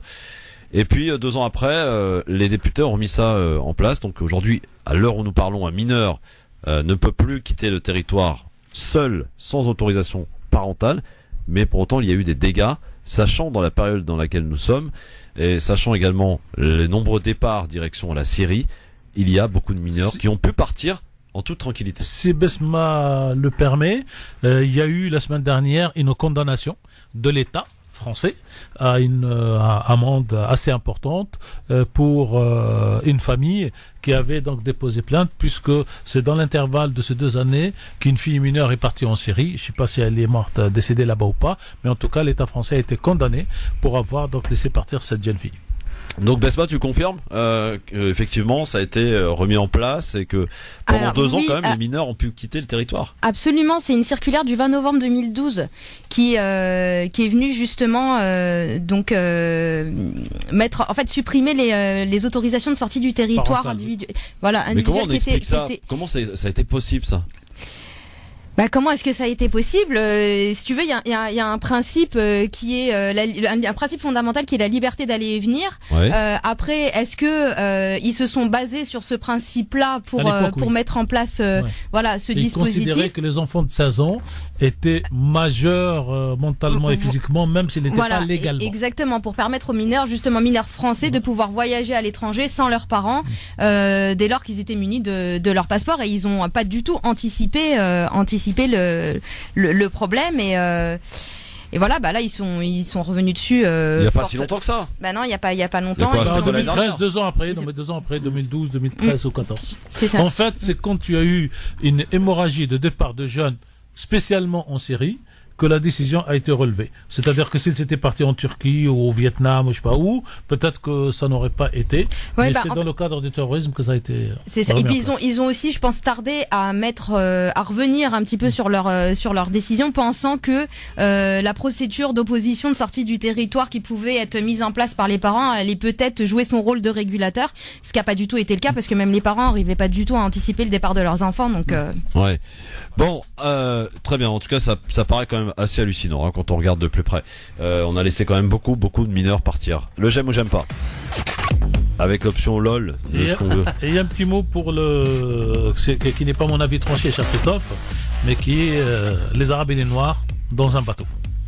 Ah. C'est une blague, ça, Tarek? C'est quoi ça, les Arabes et les Noirs dans un bateau? Si on peut y aller, on y va. Après alors. Oui. Bon, j'aime ou j'aime pas. Tiens, les t-shirts de soutien à Marine Le Pen, made in Bangladesh. C'était made in Morocco avant. Ouais, maintenant c'est Bangladesh. C'est mieux. C'est pas un pays musulman, Bangladesh, pour les gens du Front National, parce qu'ils savent pas ce que c'est. Ouais. En fait, ils savent que les musulmans, c'est l'Arabie Saoudite, le Qatar dans le mauvais côté, et le Maghreb dans l'autre mauvais côté. C'est surtout que le Bangladesh, c'est quand même le pays où, en tout cas en France, on a beaucoup de demandeurs d'asile. Donc, très bien. Donc voilà. Donc LOL. LOL, très bien. LOL. Tiens, dans le Gers, un homme s'est présenté au commissariat pour faire sa demande de procuration pour le vote, et on lui a tendu un stylo Marine Le Pen. Ça ne s'invente pas, c'est une histoire vraie. Il fait partie des 50% des gens qui sont dans la police ou dans les forces de l'ordre et qui votent Front National dans le dernier sondage, 50%. Toi qui les fréquentes un peu, Besma, ces policiers, tu confirmes qu'il y a une certaine tendance qui a quand même évolué par rapport à 2012? On était plutôt aux alentours de 30%, là aux alentours de 51% d'adhérents. Alors, dans la pratique, en tout cas sur les commissariats parisiens, pas du tout. Ouais. Parce que ils sont pas du tout pour la réduction du nombre de fonctionnaires. Ils sont, il y a beaucoup. Non, ils sont pas du tout pour Marine Le Pen. Alors, ce qui est extraordinaire, c'est que, dit-on de Monsieur Chevènement, ministre de l'Intérieur, il y a eu une vague d'intégration dans la police française, de la diversité française, c'est-à-dire en clair les Arabes et les Noirs, et que là, on en voit beaucoup moins. Moi, je connais beaucoup de jeunes qui sont entrés dans la police et qui n'ont pas pu tenir psychologiquement. Ils sont restés 3 ans, 4 ans, 5 ans, et ils ont quitté la police. Et aujourd'hui, on n'en voit pas dans les embauches beaucoup donc de jeunes qui viennent de la diversité et des quartiers populaires. Et nous en avons au moins 2 ou 3, cher Christophe, que nous avons reçus ici à France Maghreb 2. La semaine dernière, vous avez reçu une fille qui a écrit un livre dans la gendarmerie et qui donc a subi voilà. Et puis il y a quelques années, il y a une autre qui était une femme commissaire à la PAF et qui reçoit donc des mails de sa direction pour lui dire faut être plus dur avec les personnes qui passent à la PAF pour essayer de détecter s'ils ne sont pas des immigrés potentiels ou des clandestins. Mais par contre, ils sont bien contents qu'elle sache généralement parler la langue, qu'elle comprenne et qu'elle puisse répéter derrière. C'est ça surtout. Tiens, débat de ce soir. Alors sachez que tout a été minutieusement préparé jusqu'à la température qu'il devra faire sur le plateau. 19 degrés. La dernière fois, c'était la demande de Monsieur Sarkozy, 19 degrés parce qu'il transpire. Et Madame Ségolène Royal avait demandé 22, ce qui a obligé d'installer 2 climatiseurs différents. Chacun dans l'espace des candidats. Donc il y avait un climatiseur à 19 et un climatiseur beaucoup, hein, je à trouve. 22. C'est abusé. C'est moi, je un trouve. peu trop de frime quand même. n'importe quoi. 19 degrés ce soir, 14 caméras. Les caméramans qui sont là ce soir, voilà, chacun aura du taf ce soir. Et puis pas de public ce soir. Ça, je trouve, ouais. Voilà. Bah, que chacun assume, moi je veux dire, c'est le jour du bac. Ouais, c'est ça en fait. Le jour du bac, t'emmènes pas tes parents t'applaudir derrière. C'est vrai, ouais. Tiens, un nouveau délire. Si Macron passe, les animaux trépassent. C'est le nouveau délire de Brigitte Bardot. Oh non, mais Ah oui, ça le vise les musulmans. Ah mais elle, voilà, les moutons. Ouais, c'est ça, c'est ce que j'allais dire, ouais. Lol. Le rappeur Fianso, de nouveau en garde à vue. Pour avoir tourné un clip sauvage. Encore une fois, là ça s'est passé visiblement à Saint-Denis. Et l'autre fois, il avait bloqué l'autoroute A3 pour tourner un clip sans autorisation évidemment. Donc garde à vue pour ce rappeur. Israël, une puissance occupante selon, une nouvelle fois, l'UNESCO au travers d'une nouvelle résolution adoptée pas plus tard qu'hier. Moi je dirais la vérité, c'est toujours bien à dire, sans dire j'aime ou j'aime pas. Ouais. C'est une vérité, il faut que tout le monde garde cette vérité en tête. Encore une fois, sur France Maghreb 2, nous précisons que la question palestinienne-israélienne, ce n'est ni une question de race, ni une question d'arabe, ni une question de juifs, ni une question de religion, ni une question de religion juive, chrétienne ou musulmane. C'est tout simplement un problème d'occupation d'un peuple ou d'une puissance sur une autre. Et puis tiens, le roi Mohamed VI a rencontré François Hollande, c'était hier à l'Elysée. Et il est venu lui faire 6 adieux. Ouais. Et il va faire comme Chirac, il va lui dire le château du côté d'Agadir, il en reste encore un, tu viens quand tu veux. Hein. Chirac, tu sais que Chirac il passe beaucoup plus de temps aujourd'hui au Maroc pour le temps, la qualité de vie, normal. Qu'ici. Il va lui dire t'inquiète pas, si tu veux le château juste à côté. On s'arrange. Ok. Sinon, on trouve un à 3 km plus loin. Arrangement entre amis, quoi. Et voilà. Et puis surtout, Chirac aime bien Hollande, Hollande aime bien Chirac. Je pense qu'il va leur faire le même truc séparément d'eux pour qu'ils puissent se mettre dans le jardin commun pour partager leurs anciens souvenirs de leur mandat. Voilà. C'était le j'aime ou j'aime pas. Alors, j'aime beaucoup ça. Parce que si tu veux, j'aime beaucoup Chirac. Et je trouve, je l'ai toujours dit sur France Maghreb 2, que sur le plan humain, il n'y a pas grand chose à reprocher à Hollande. Hollande est quelqu'un qui a une double personnalité. Vous allez faire sursauter pas mal de gens là. Non mais c'est pas grave, je le dis, je l'assume. Quand vous êtes avec lui à titre perso, c'est un homme extraordinaire, qui a le verbe facile, le tutoiement facile, la phrase facile. Et après, vous avez le chef d'État. Et c'est ce qu'il a fait faire d'ailleurs la faute de son livre. Un président ne doit pas dire ça. Il passe sa vie à dire ce qu'il ne doit pas dire. Ouais. Alors Tarek m'avait interpellé là, avec votre histoire de bateau d'arabe et de noir là. Qu'est-ce que c'est que cette histoire? Ah bah cette histoire, c'est qu'aujourd'hui, en pleine campagne électorale, Madame Le Pen donc chasse tous ceux qui ne sont pas nés français blancs. En clair, comme je disais tout à l'heure pour son père, qui avait voulu donc retirer les nationalités de tous ceux qui ont obtenu la nationalité française après 1974. Et cette histoire d'arabe et de noir, vous n'avez qu'à écouter le dernier meeting de Madame Le Pen, qui dit pour les Français d'origine étrangère et pour les étrangers. C'est-à-dire combien même on a obtenu sa nationalité française et qu'on est devenu français, on reste français d'origine étrangère. Comme les étrangers qui incarnent de ce jour. Et dans ce cas, je regarde moi la sociologie française et je dis il y a beaucoup de diversité et les hommes politiques de droite et de gauche ont fait la séparation entre les Arabes, les Noirs et les Chinois.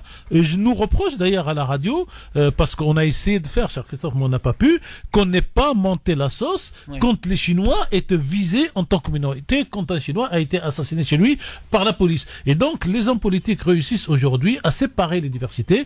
Donc les Noirs tout seuls, les Arabes tout seuls, les Chinois tout seuls. Et il se trouve que quand si on a ce pays, je trouve que il y a beaucoup de Noirs et beaucoup d'Arabes qui sont ensemble dans la prison, cher Christophe, qui sont aussi ensemble dans les quartiers populaires et dans la banlieue, mais que par contre, dans les actions civiques, civiles et politiques, ils sont pas ensemble. Ouais. Et je dis que peut-être qu'il est temps aujourd'hui de passer à ce que les Arabes et les Noirs, et je fais à destin l'utilisation de deux mots, se mettent à travailler ensemble pour ces élections, donc aller voter ensemble, pour les législatives à se présenter et se soutenir mutuellement, et pour les prochaines municipales pareil.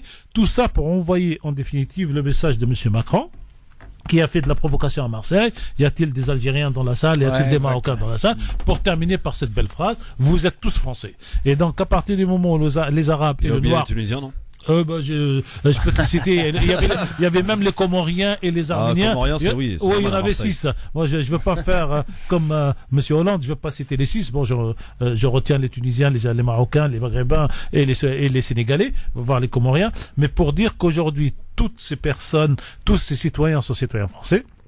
Et il ne faut pas qu'ils se contentent d'aller passer quelques mois ou quelques années en prison ensemble. Il faudrait peut-être que pour ceux qui sortent des écoles, que ceux qui ont des diplômes, ceux qui ont de la compétence, travaillent ensemble pour faire que la France soit colorée. J'ai pour habitude, je l'ai dit à M. Fillon d'ailleurs il y a quelques années, que le jour, je lui dis Monsieur le Premier ministre, où vous regarderez dans l'Assemblée nationale française comme les mêmes images que vous voyez à Carrefour, je vais faire de la publicité le samedi à 16h, c'est-à-dire une coloration extraordinaire. Après l'émission de Besma. Voilà, vous direz, Monsieur le Premier ministre, que voilà la France. Or, vous avez deux France. Vous avez la France du métro, la France de la rue, la France du travail, qui est en général colorée, et vous avez la France faite d'hommes, blancs, minorité de femmes, et qui, eux, représentent la politique, et ils ne représentent pas le pays. Et donc, Noirs et Arabes doivent, à partir de demain, pour moi, travailler ensemble, et on travaillera à une émission qui s'appellerait Diaspora, et ça serait Diaspora africaine, pour faire que c'est la nature de l'homme, la nature de la femme, qui va devenir supérieure à son origine ethnique ou religieuse. Merci Tarek. Allez, on va ainsi passer maintenant au coup de cœur de Besma, de Hichem et de Tarek, parce que je sais qu'il tient à rendre hommage à quelqu'un qui nous a quitté, un proche du Conseil supérieur de l'audiovisuel. Monsieur Alaméar. France Maghreb 2, le coup de cœur. Hicham, on commence avec toi parce que ton coup de cœur est avec nous en direct. Hicham, je te laisse nous le présenter. Ok. Alors, il s'appelle tout simplement Karim Guet. Donc, il est aujourd'hui vice-président de la Fédération française de taekwondo. Et j'ai tenu entre guillemets à parler de lui aujourd'hui, tout simplement. Pourquoi ? Parce que il est issu de l'immigration, en fait compte. Donc, c'est un franco-algérien.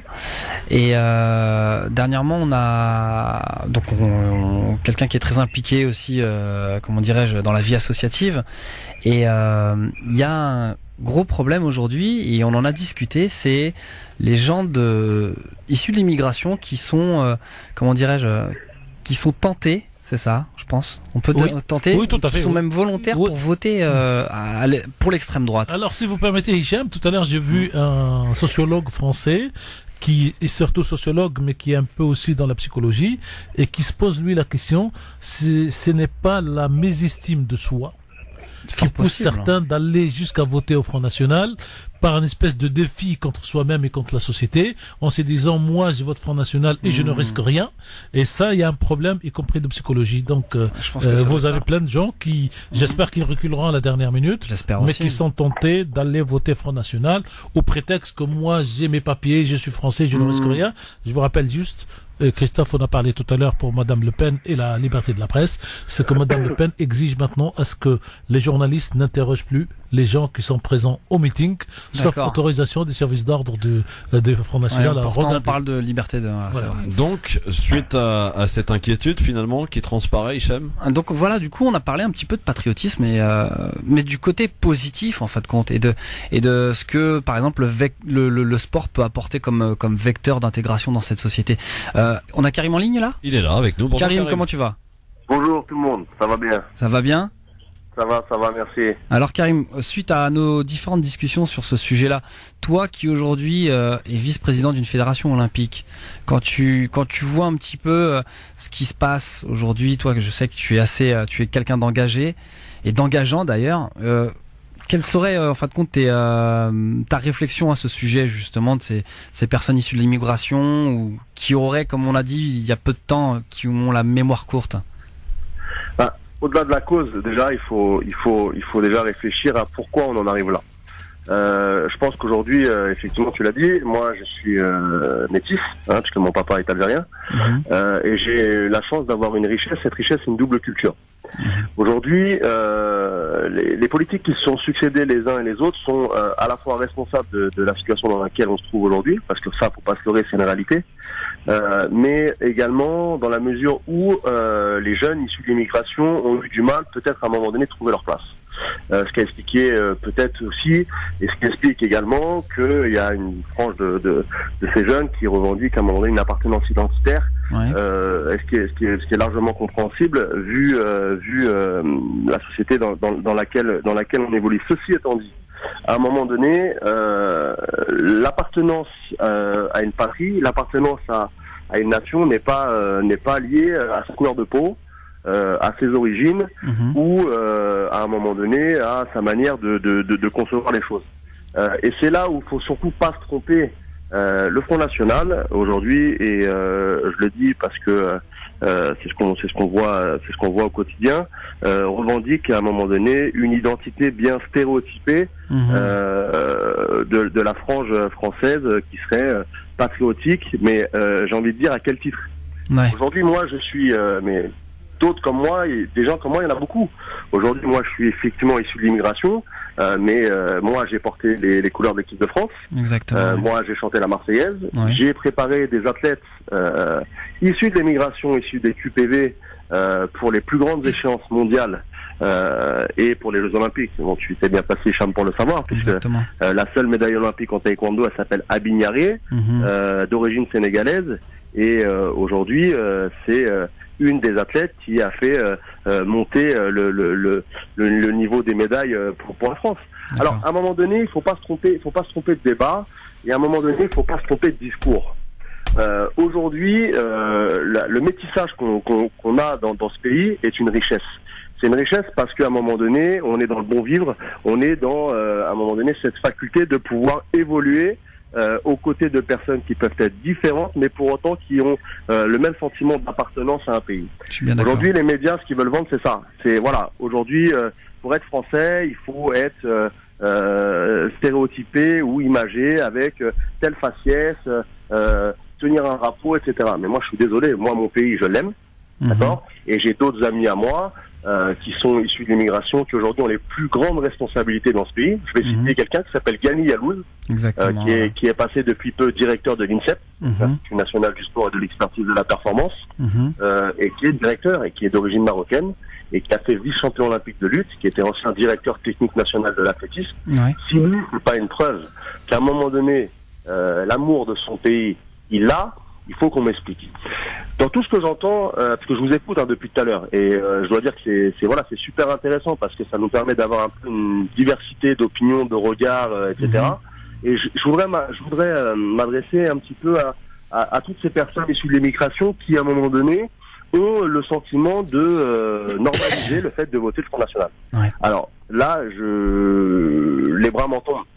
Parce que s'ils pensent qu'à un moment donné, ils vont voter Front National et qu'ils seront perçus de la même manière qu'on va percevoir, et c'est pas péjoratif, Hicham, tu le sais, mon épouse est blonde, mes enfants sont blonds, mes enfants sont métis, s'ils pensent qu'ils vont être perçus à un moment donné comme le grand blond aux yeux bleus avec un sourire ultra bright, ils se trompent lourdement. Il faut bien comprendre le clivage dans lequel on évolue actuellement. 7,5 millions de personnes qui votent Front National, c'est pour moi une catastrophe.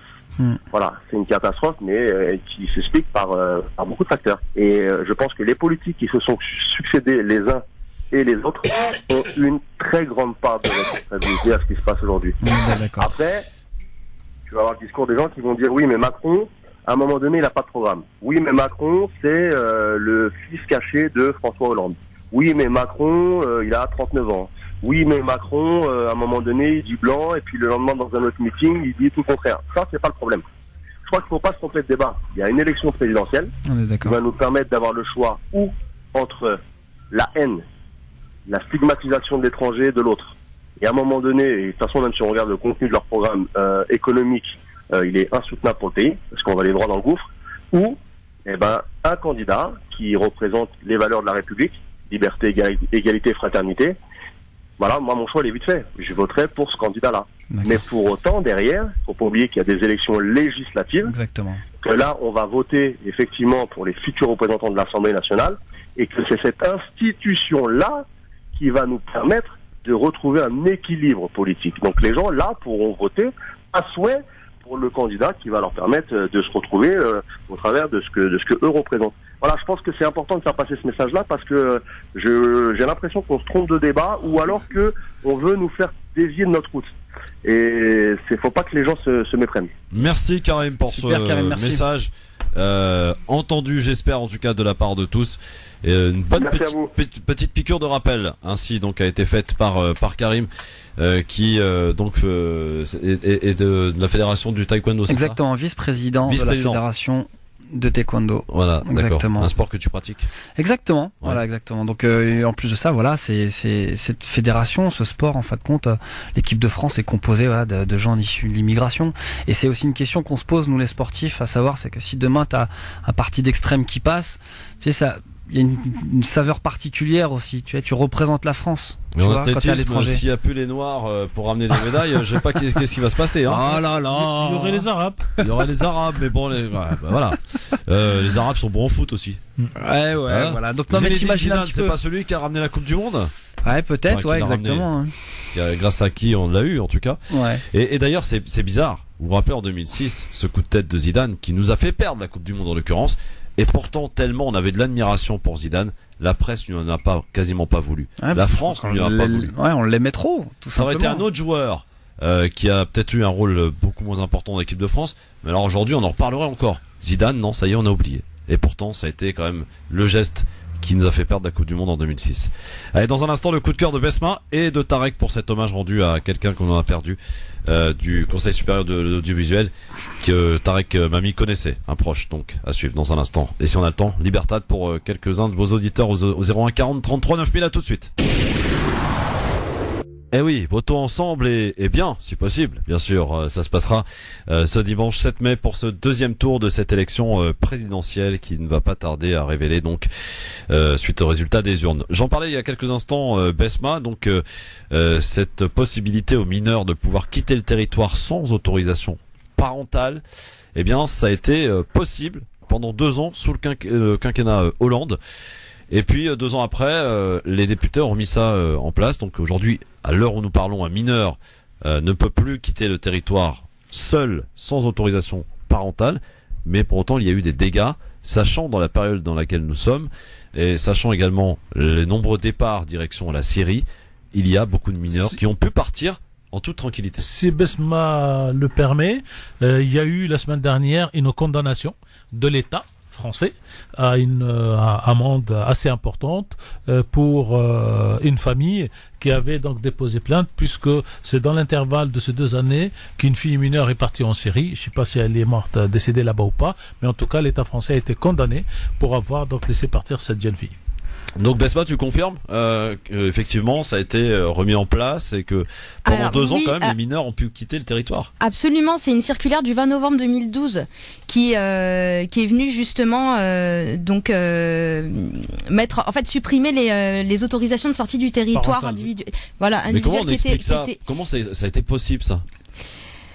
Comment est-ce que ça a été possible ? Si tu veux, il y a un principe qui est un principe fondamental qui est la liberté d'aller et venir. Ouais. Après, est-ce que ils se sont basés sur ce principe-là pour mettre en place ce dispositif ? Ils considéraient que les enfants de 16 ans étaient majeurs mentalement et physiquement, même s'ils n'étaient pas légalement. Exactement, pour permettre aux mineurs, justement mineurs français, de pouvoir voyager à l'étranger sans leurs parents, dès lors qu'ils étaient munis de leur passeport, et ils ont pas du tout anticipé le problème et voilà, là ils sont revenus dessus. Il n'y a pas si longtemps que ça. Non, il y a pas longtemps.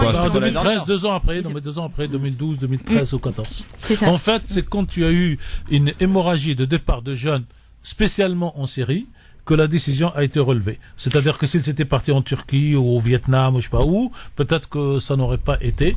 Mais c'est dans le cadre du terrorisme que ça a été. C'est ça. Et puis ils ont aussi, je pense, tardé à revenir un petit peu sur leur décision, pensant que la procédure d'opposition de sortie du territoire qui pouvait être mise en place par les parents allait peut-être jouer son rôle de régulateur, ce qui n'a pas du tout été le cas parce que même les parents n'arrivaient pas du tout à anticiper le départ de leurs enfants. Donc.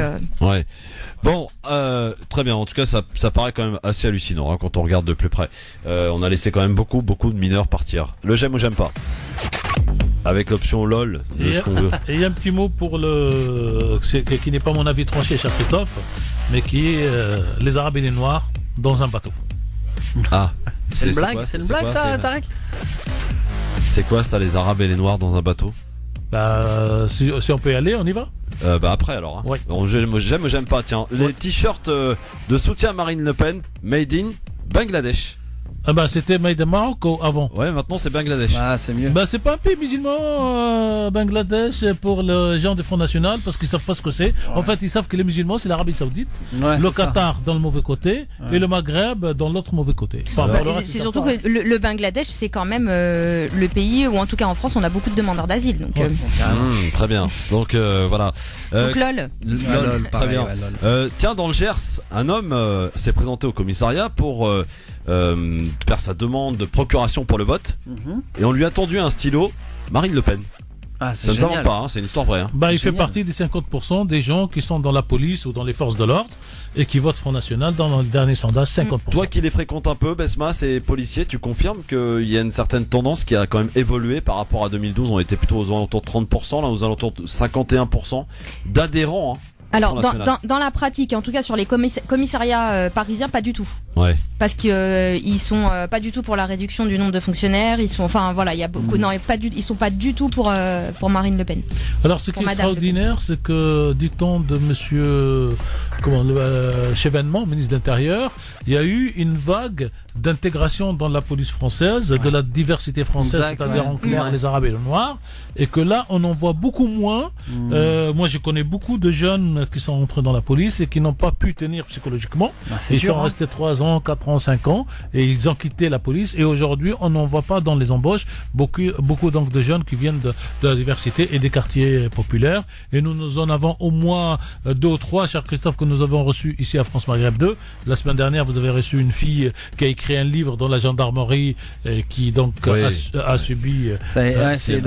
Voilà. Exactement. Et puis il y a quelques années, il y a une autre qui était une femme commissaire à la PAF et qui reçoit donc des mails de sa direction pour lui dire faut être plus dur avec les personnes qui passent à la PAF pour essayer de détecter s'ils ne sont pas des immigrés potentiels ou des clandestins. Mais par contre, ils sont bien contents qu'elle sache généralement parler la langue, qu'elle comprenne et qu'elle puisse la péter derrière. C'est ça surtout. Tiens, débat de ce soir. Alors sachez que tout a été minutieusement préparé jusqu'à la température qu'il devra faire sur le plateau. 19 degrés. La dernière fois, c'était la demande de Monsieur Sarkozy, 19 degrés parce qu'il transpire. Et Madame Ségolène Royal avait demandé 22, ce qui a obligé d'installer 2 climatiseurs différents. Chacun dans l'espace des candidats. Donc il y avait un climatiseur à 19 et un climatiseur à 22. C'est abusé. C'est un peu trop de frime quand même. N'importe quoi. 19 degrés ce soir, 14 caméras. Les caméras qui sont là ce soir, voilà, chacun aura du taf ce soir.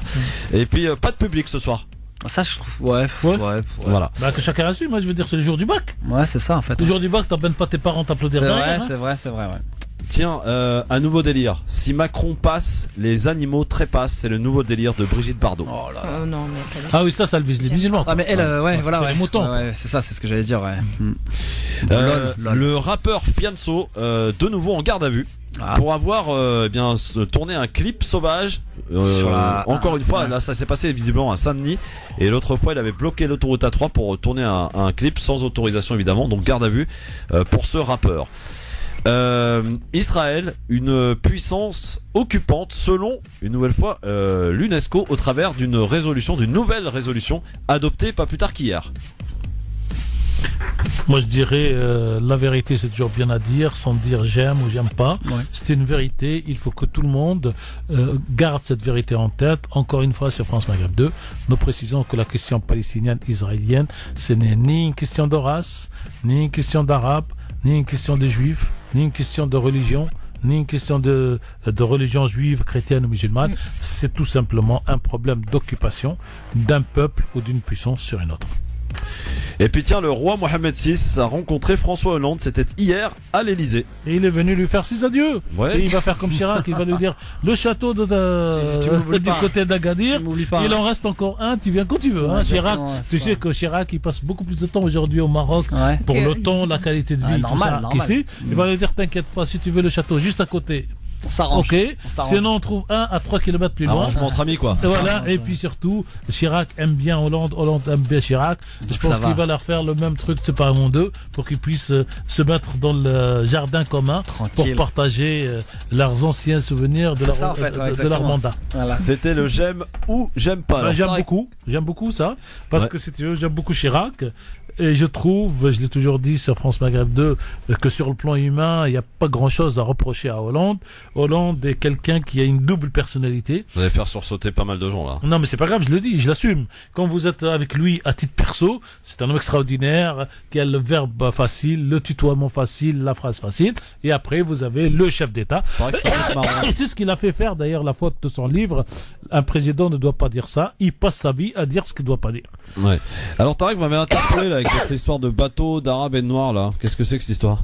Cette histoire, c'est qu'aujourd'hui, en pleine campagne électorale, Madame Le Pen donc chasse tous ceux qui ne sont pas nés français blancs. En clair, comme je disais tout à l'heure pour son père, qui avait voulu donc retirer les nationalités de tous ceux qui ont obtenu la nationalité française après 1974.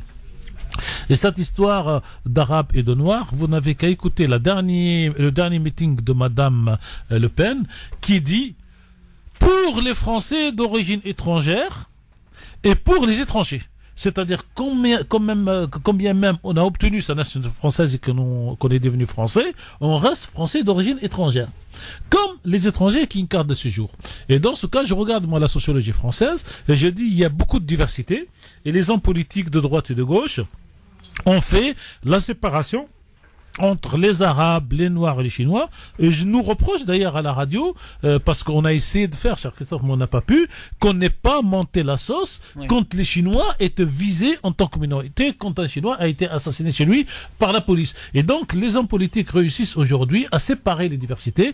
Donc, les Noirs tout seuls, les Arabes tout seuls, les Chinois tout seuls. Et il se trouve que quand sillonnant ce pays, je trouve que il y a beaucoup de Noirs et beaucoup d'Arabes qui sont ensemble dans les prisons, cher Christophe, qui sont aussi ensemble dans les quartiers populaires et dans la banlieue, mais que par contre, dans les actions civiques, civiles et politiques, ils sont pas ensemble. Ouais. Et je dis que peut-être qu'il est temps aujourd'hui de passer à ce que les Arabes et les Noirs, et je fais à destin l'utilisation de deux mots, se mettent à travailler ensemble pour ces élections, donc aller voter ensemble, pour les législatives à se présenter et se soutenir mutuellement, et pour les prochaines municipales pareil.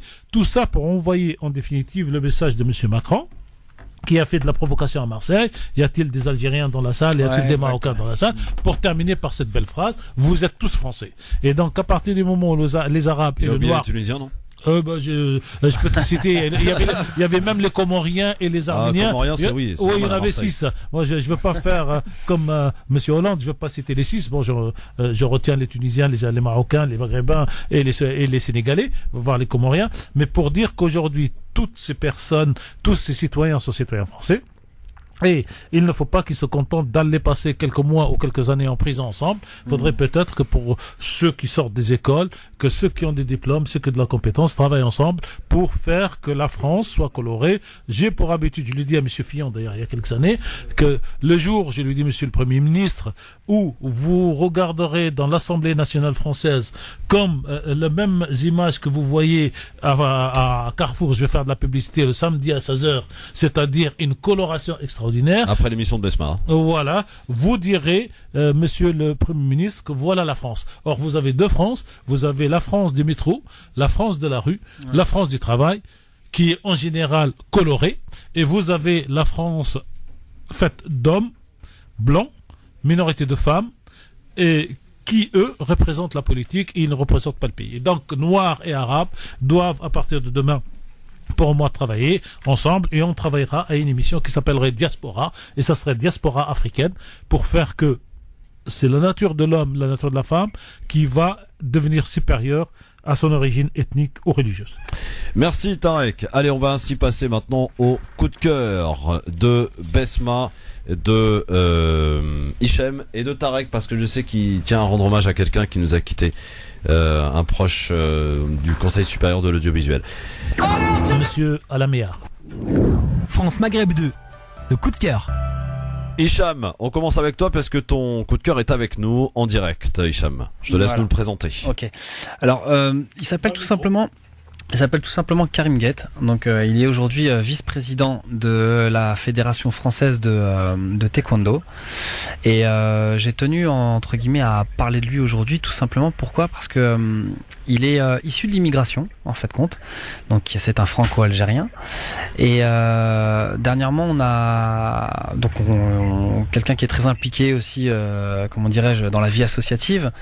Et il y a un gros problème aujourd'hui, et on en a discuté, c'est les gens issus de l'immigration qui sont, comment dirais-je, qui sont tentés, c'est ça, je pense. On peut tenter, oui, tout à fait, qui sont même volontaires pour voter pour l'extrême droite. Alors, si vous permettez, Hicham, tout à l'heure, j'ai vu un sociologue français qui est surtout sociologue, mais qui est un peu aussi dans la psychologie, et qui se pose, lui, la question, ce n'est pas la mésestime de soi qui pousse certains d'aller jusqu'à voter au Front National par une espèce de défi contre soi-même et contre la société, en se disant moi je vote Front National et je ne risque rien. Et ça, il y a un problème, y compris de psychologie. Donc vous avez plein de gens qui, j'espère qu'ils reculeront à la dernière minute, mais qui sont tentés d'aller voter Front National au prétexte que moi j'ai mes papiers, je suis français, je ne risque rien. Je vous rappelle juste, Christophe, on a parlé tout à l'heure pour Madame Le Pen et la liberté de la presse, c'est que Madame Le Pen exige maintenant à ce que les journalistes n'interrogent plus les gens qui sont présents au meeting, sauf autorisation des services d'ordre de Front National. On parle de liberté de... Voilà. Donc, suite à cette inquiétude finalement qui transparaît, Hicham. Donc voilà, du coup, on a parlé un petit peu de patriotisme, mais du côté positif en fait compte, et de ce que, par exemple, le sport peut apporter comme vecteur d'intégration dans cette société. On a Karim en ligne là ? Il est là avec nous. Bonjour Karim, comment tu vas ? Bonjour tout le monde, ça va bien ? Ça va bien ?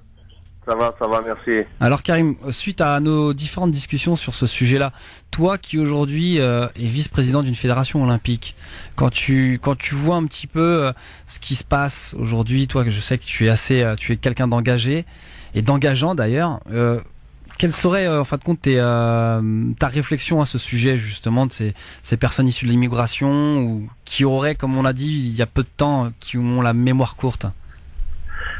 Au-delà de la cause, déjà, il faut déjà réfléchir à pourquoi on en arrive là. Je pense qu'aujourd'hui, effectivement, tu l'as dit, moi, je suis métis, puisque mon papa est algérien, et j'ai la chance d'avoir une richesse. Cette richesse, c'est une double culture. Aujourd'hui, les politiques qui se sont succédés les uns et les autres sont à la fois responsables de la situation dans laquelle on se trouve aujourd'hui, parce que ça, faut pas se leurrer, c'est une réalité. Mais également dans la mesure où les jeunes issus de l'immigration ont eu du mal, peut-être à un moment donné, de trouver leur place. Ce qui a expliqué peut-être aussi, et ce qui explique également qu'il y a une frange de ces jeunes qui revendiquent à un moment donné une appartenance identitaire, ce qui est largement compréhensible vu la société dans laquelle on évolue. Ceci étant dit, à un moment donné, l'appartenance à une patrie, l'appartenance à une nation n'est pas liée à sa couleur de peau, à ses origines, ou à un moment donné à sa manière de concevoir les choses. Et c'est là où il faut surtout pas se tromper.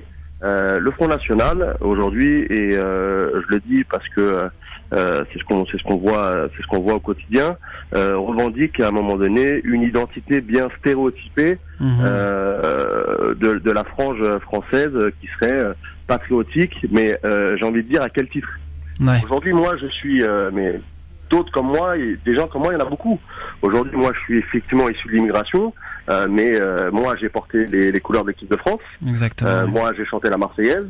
J'ai préparé des athlètes issus de l'immigration, issus des QPV, pour les plus grandes échéances mondiales et pour les Jeux Olympiques. Bon, tu t'es bien passé, Cham, pour le savoir, puisque la seule médaille olympique en taekwondo, elle s'appelle Abi Niaré, d'origine sénégalaise, et aujourd'hui, c'est une des athlètes qui a fait monter le niveau des médailles pour la France.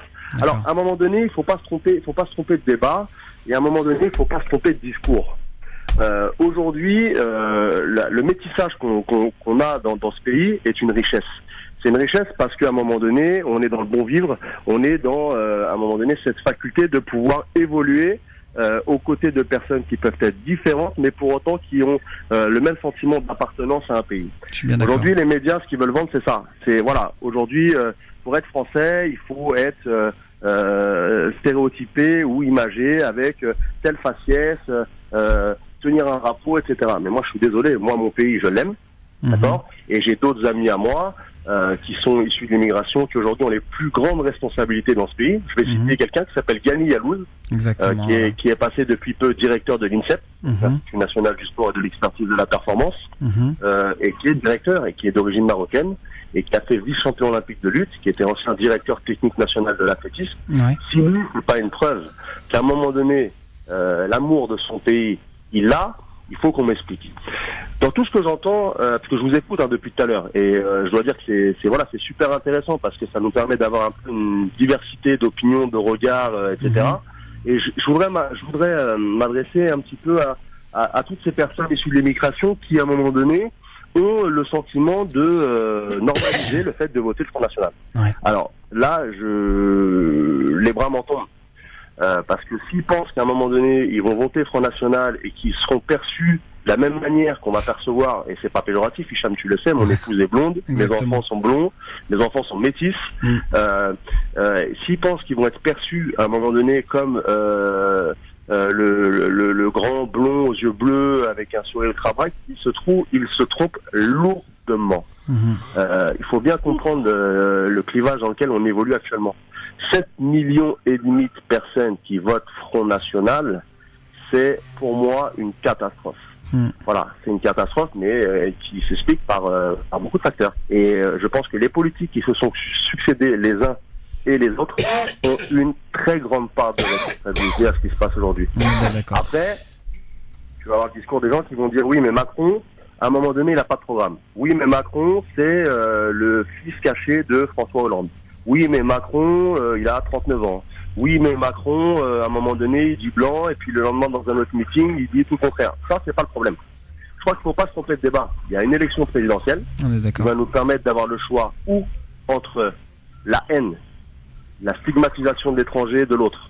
Et à un moment donné, et de toute façon, même si on regarde le contenu de leur programme économique, il est insoutenable pour le pays, parce qu'on va les droits dans le gouffre, ou un candidat qui représente les valeurs de la République, liberté, égalité, fraternité.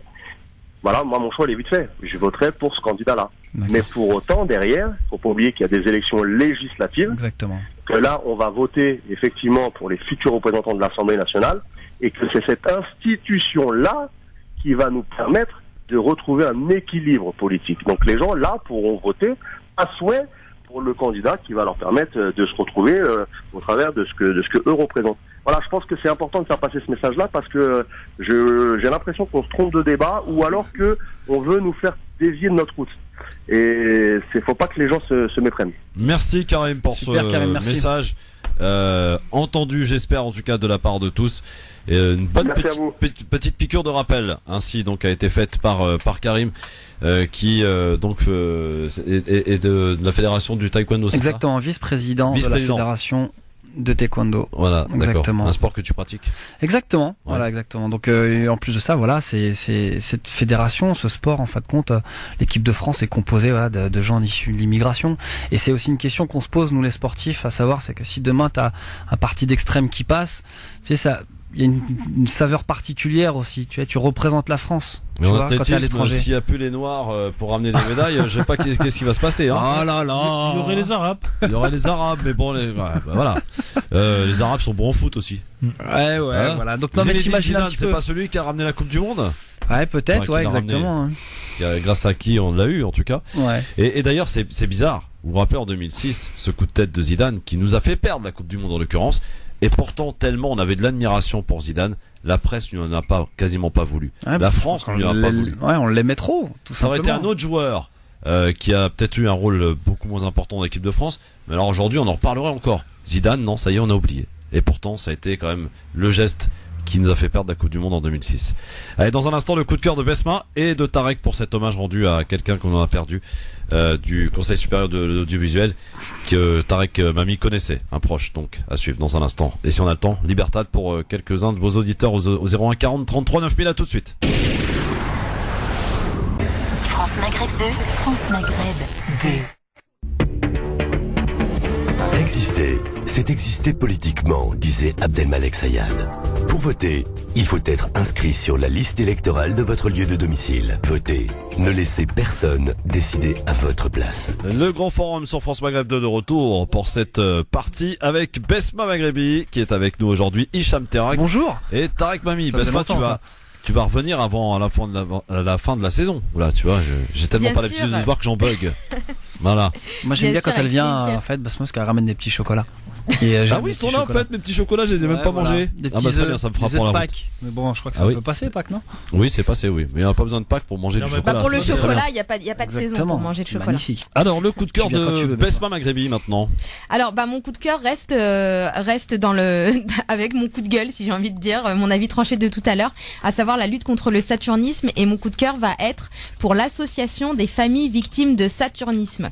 Parce que, bien que le gouvernement ne se mobilise pas et que les politiques ne se mobilisent pas pour lutter contre cette maladie, et bien, fort heureusement, on a une association qui a été mise en place en 1998. Justement pour essayer de lutter contre l'intoxication au plomb, et elle mène vraiment plusieurs actions qui sont admirables, et vraiment je tenais à faire un coup de cœur pour cette association. Et si je peux vous inciter à aller sur leur site internet, c'est l'association des familles victimes de saturnisme, parce que ce qu'ils font est voilà, comme je disais, c'est admirable. Ils sont là pour soutenir les familles dans leurs actions. Ils font des visites à domicile, ils constituent les dossiers médicaux et médico-sociaux. Ils sont là pour les aider à défendre leurs droits, donc c'est-à-dire qu'ils les dirigent pour mettre en place les recours contentieux et mettre en place les demandes d'indemnisation. Ils sont là aussi pour militer pour une véritable politique de santé publique. Ils essayent tant bien que mal de lutter pour qu'il y ait des mesures de prévention et de réparation des risques liés au saturnisme, notamment infantile, qui soient mis en place. Ils sont là pour sensibiliser sur le saturnisme, à savoir sur ses conséquences qui sont désastreuses à court, moyen et long terme dans le domaine de la santé publique, comme je l'ai expliqué tout à l'heure, mais je vais pas revenir dessus. Et aussi, ils sont là pour militer pour le relogement des familles, parce que comme on l'a dit, même s'il n'y a pas encore de mesures qui sont mises en place, il y a beaucoup trop de familles aujourd'hui qui sont logées dans des habitations qui sont beaucoup trop vestutes, et c'est juste pas normal au jour d'aujourd'hui qu'on ait des personnes qui meurent à cause de leur logement, qui soient malades à cause de leur logement, qui soient handicapées à cause de leur logement. Donc vraiment cette association, moi c'est mon coup de cœur. Je leur dis bravo, je leur dis chapeau, et s'il vous plaît, continuez. Très bien. C'est génial. Merci beaucoup Besma. En espérant Tarek, que ça aide, vraiment. On a appris la disparition d'un membre du CSA. D'un ancien membre, monsieur Alain Méhard. Et donc c'est plutôt un coup de tristesse. Quand on connaît quelqu'un et qu'on travaille beaucoup avec lui, sa mort, sa disparition à l'âge de 65 ans ne peut pas nous laisser dans une situation normale. Le CSA est composé en général entre 7 personnes aujourd'hui, 9 personnes il y a quelques années. Ils sont nommés pour 6 ans pour gérer tout ce qui est médias en France, radio, télévision et autres, pas la presse écrite, mais tout ce qui est audiovisuel. Et avec monsieur Alain Méhard, j'ai pu, à titre personnel, à titre de directeur de cette radio France Maghreb 2, au titre de secrétaire général de notre syndicat des radios indépendantes, le CIRTI, avoir des relations humaines, de culture et d'échange extraordinaires. Donc je vais me contenter de lire en fait le communiqué de presse de notre syndicat, le CIRTI, qui dit donc le CIRTI exprime sa profonde tristesse à l'annonce du décès d'Alain Méhard, membre du collège de CSA, de l'audiovisuel donc de 2007 à 2013, et qui a été président du groupe radio.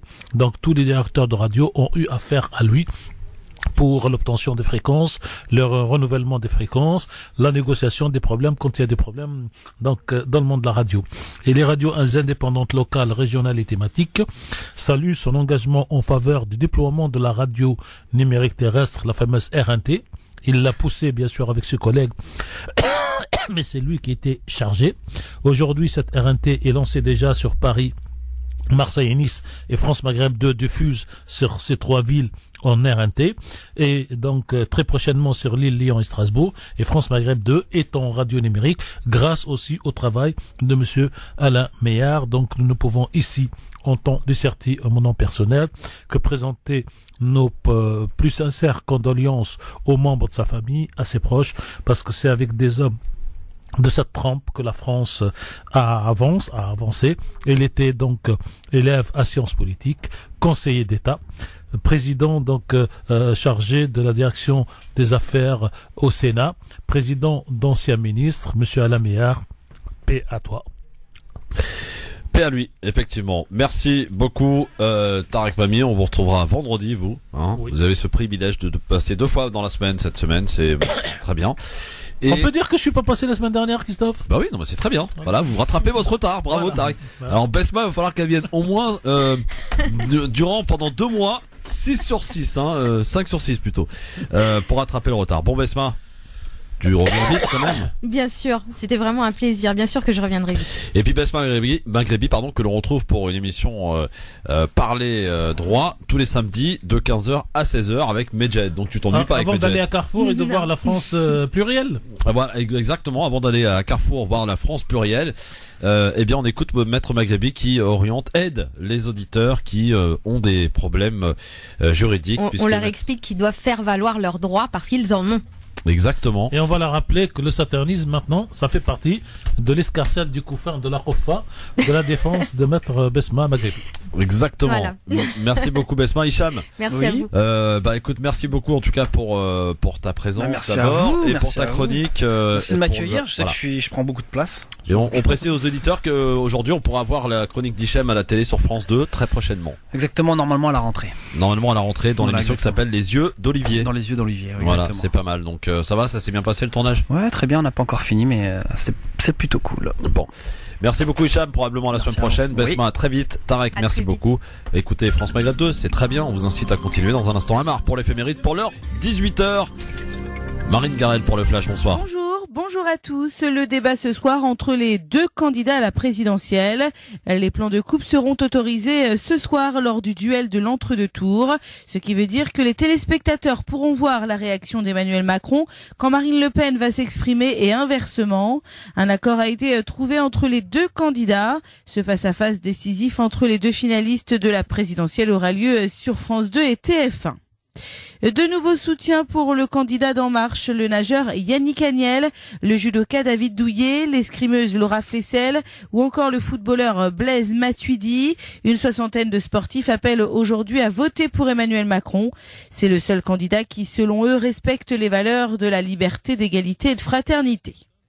Justice, le procès de Francis Holm se poursuit. À la barre du tribunal de Metz, des témoins sont auditionnés dans le cadre du procès de Francis Holm, qui est accusé du meurtre de 2 petits garçons en 1986. Et la société Veolia, une nouvelle fois condamnée pour avoir coupé l'eau du robinet à des clients qui n'avaient pas payé leurs factures. C'est une pratique illégale. Veolia devra verser 22 000 € de dommages et intérêts à une Toulonnaise et un habitant de l'Aude. 5 chefs de la diplomatie de pays européens, dont la France et l'Allemagne, ont écrit à leur homologue russe Sergueï Lavrov pour exprimer leur profonde inquiétude concernant le sort des homosexuels en Tchétchénie. Nous appelons le gouvernement russe à enquêter sur ces terribles allégations et à garantir la sécurité des militants et des journalistes qui enquêtent. Fin de citation. Sport, football, Monaco affronte la Juventus de Turin, demi-finale de la Ligue des Champions ce soir en match aller à 20h45. Dans la petite Coupe d'Europe, la Ligue Europa, Lyon se déplace à l'Ajax Amsterdam, là aussi pour une place en finale, coup d'envoi de la rencontre 18h45. France Maghreb 2, service, info, musique, divertissement. France Maghreb 2. France Maghreb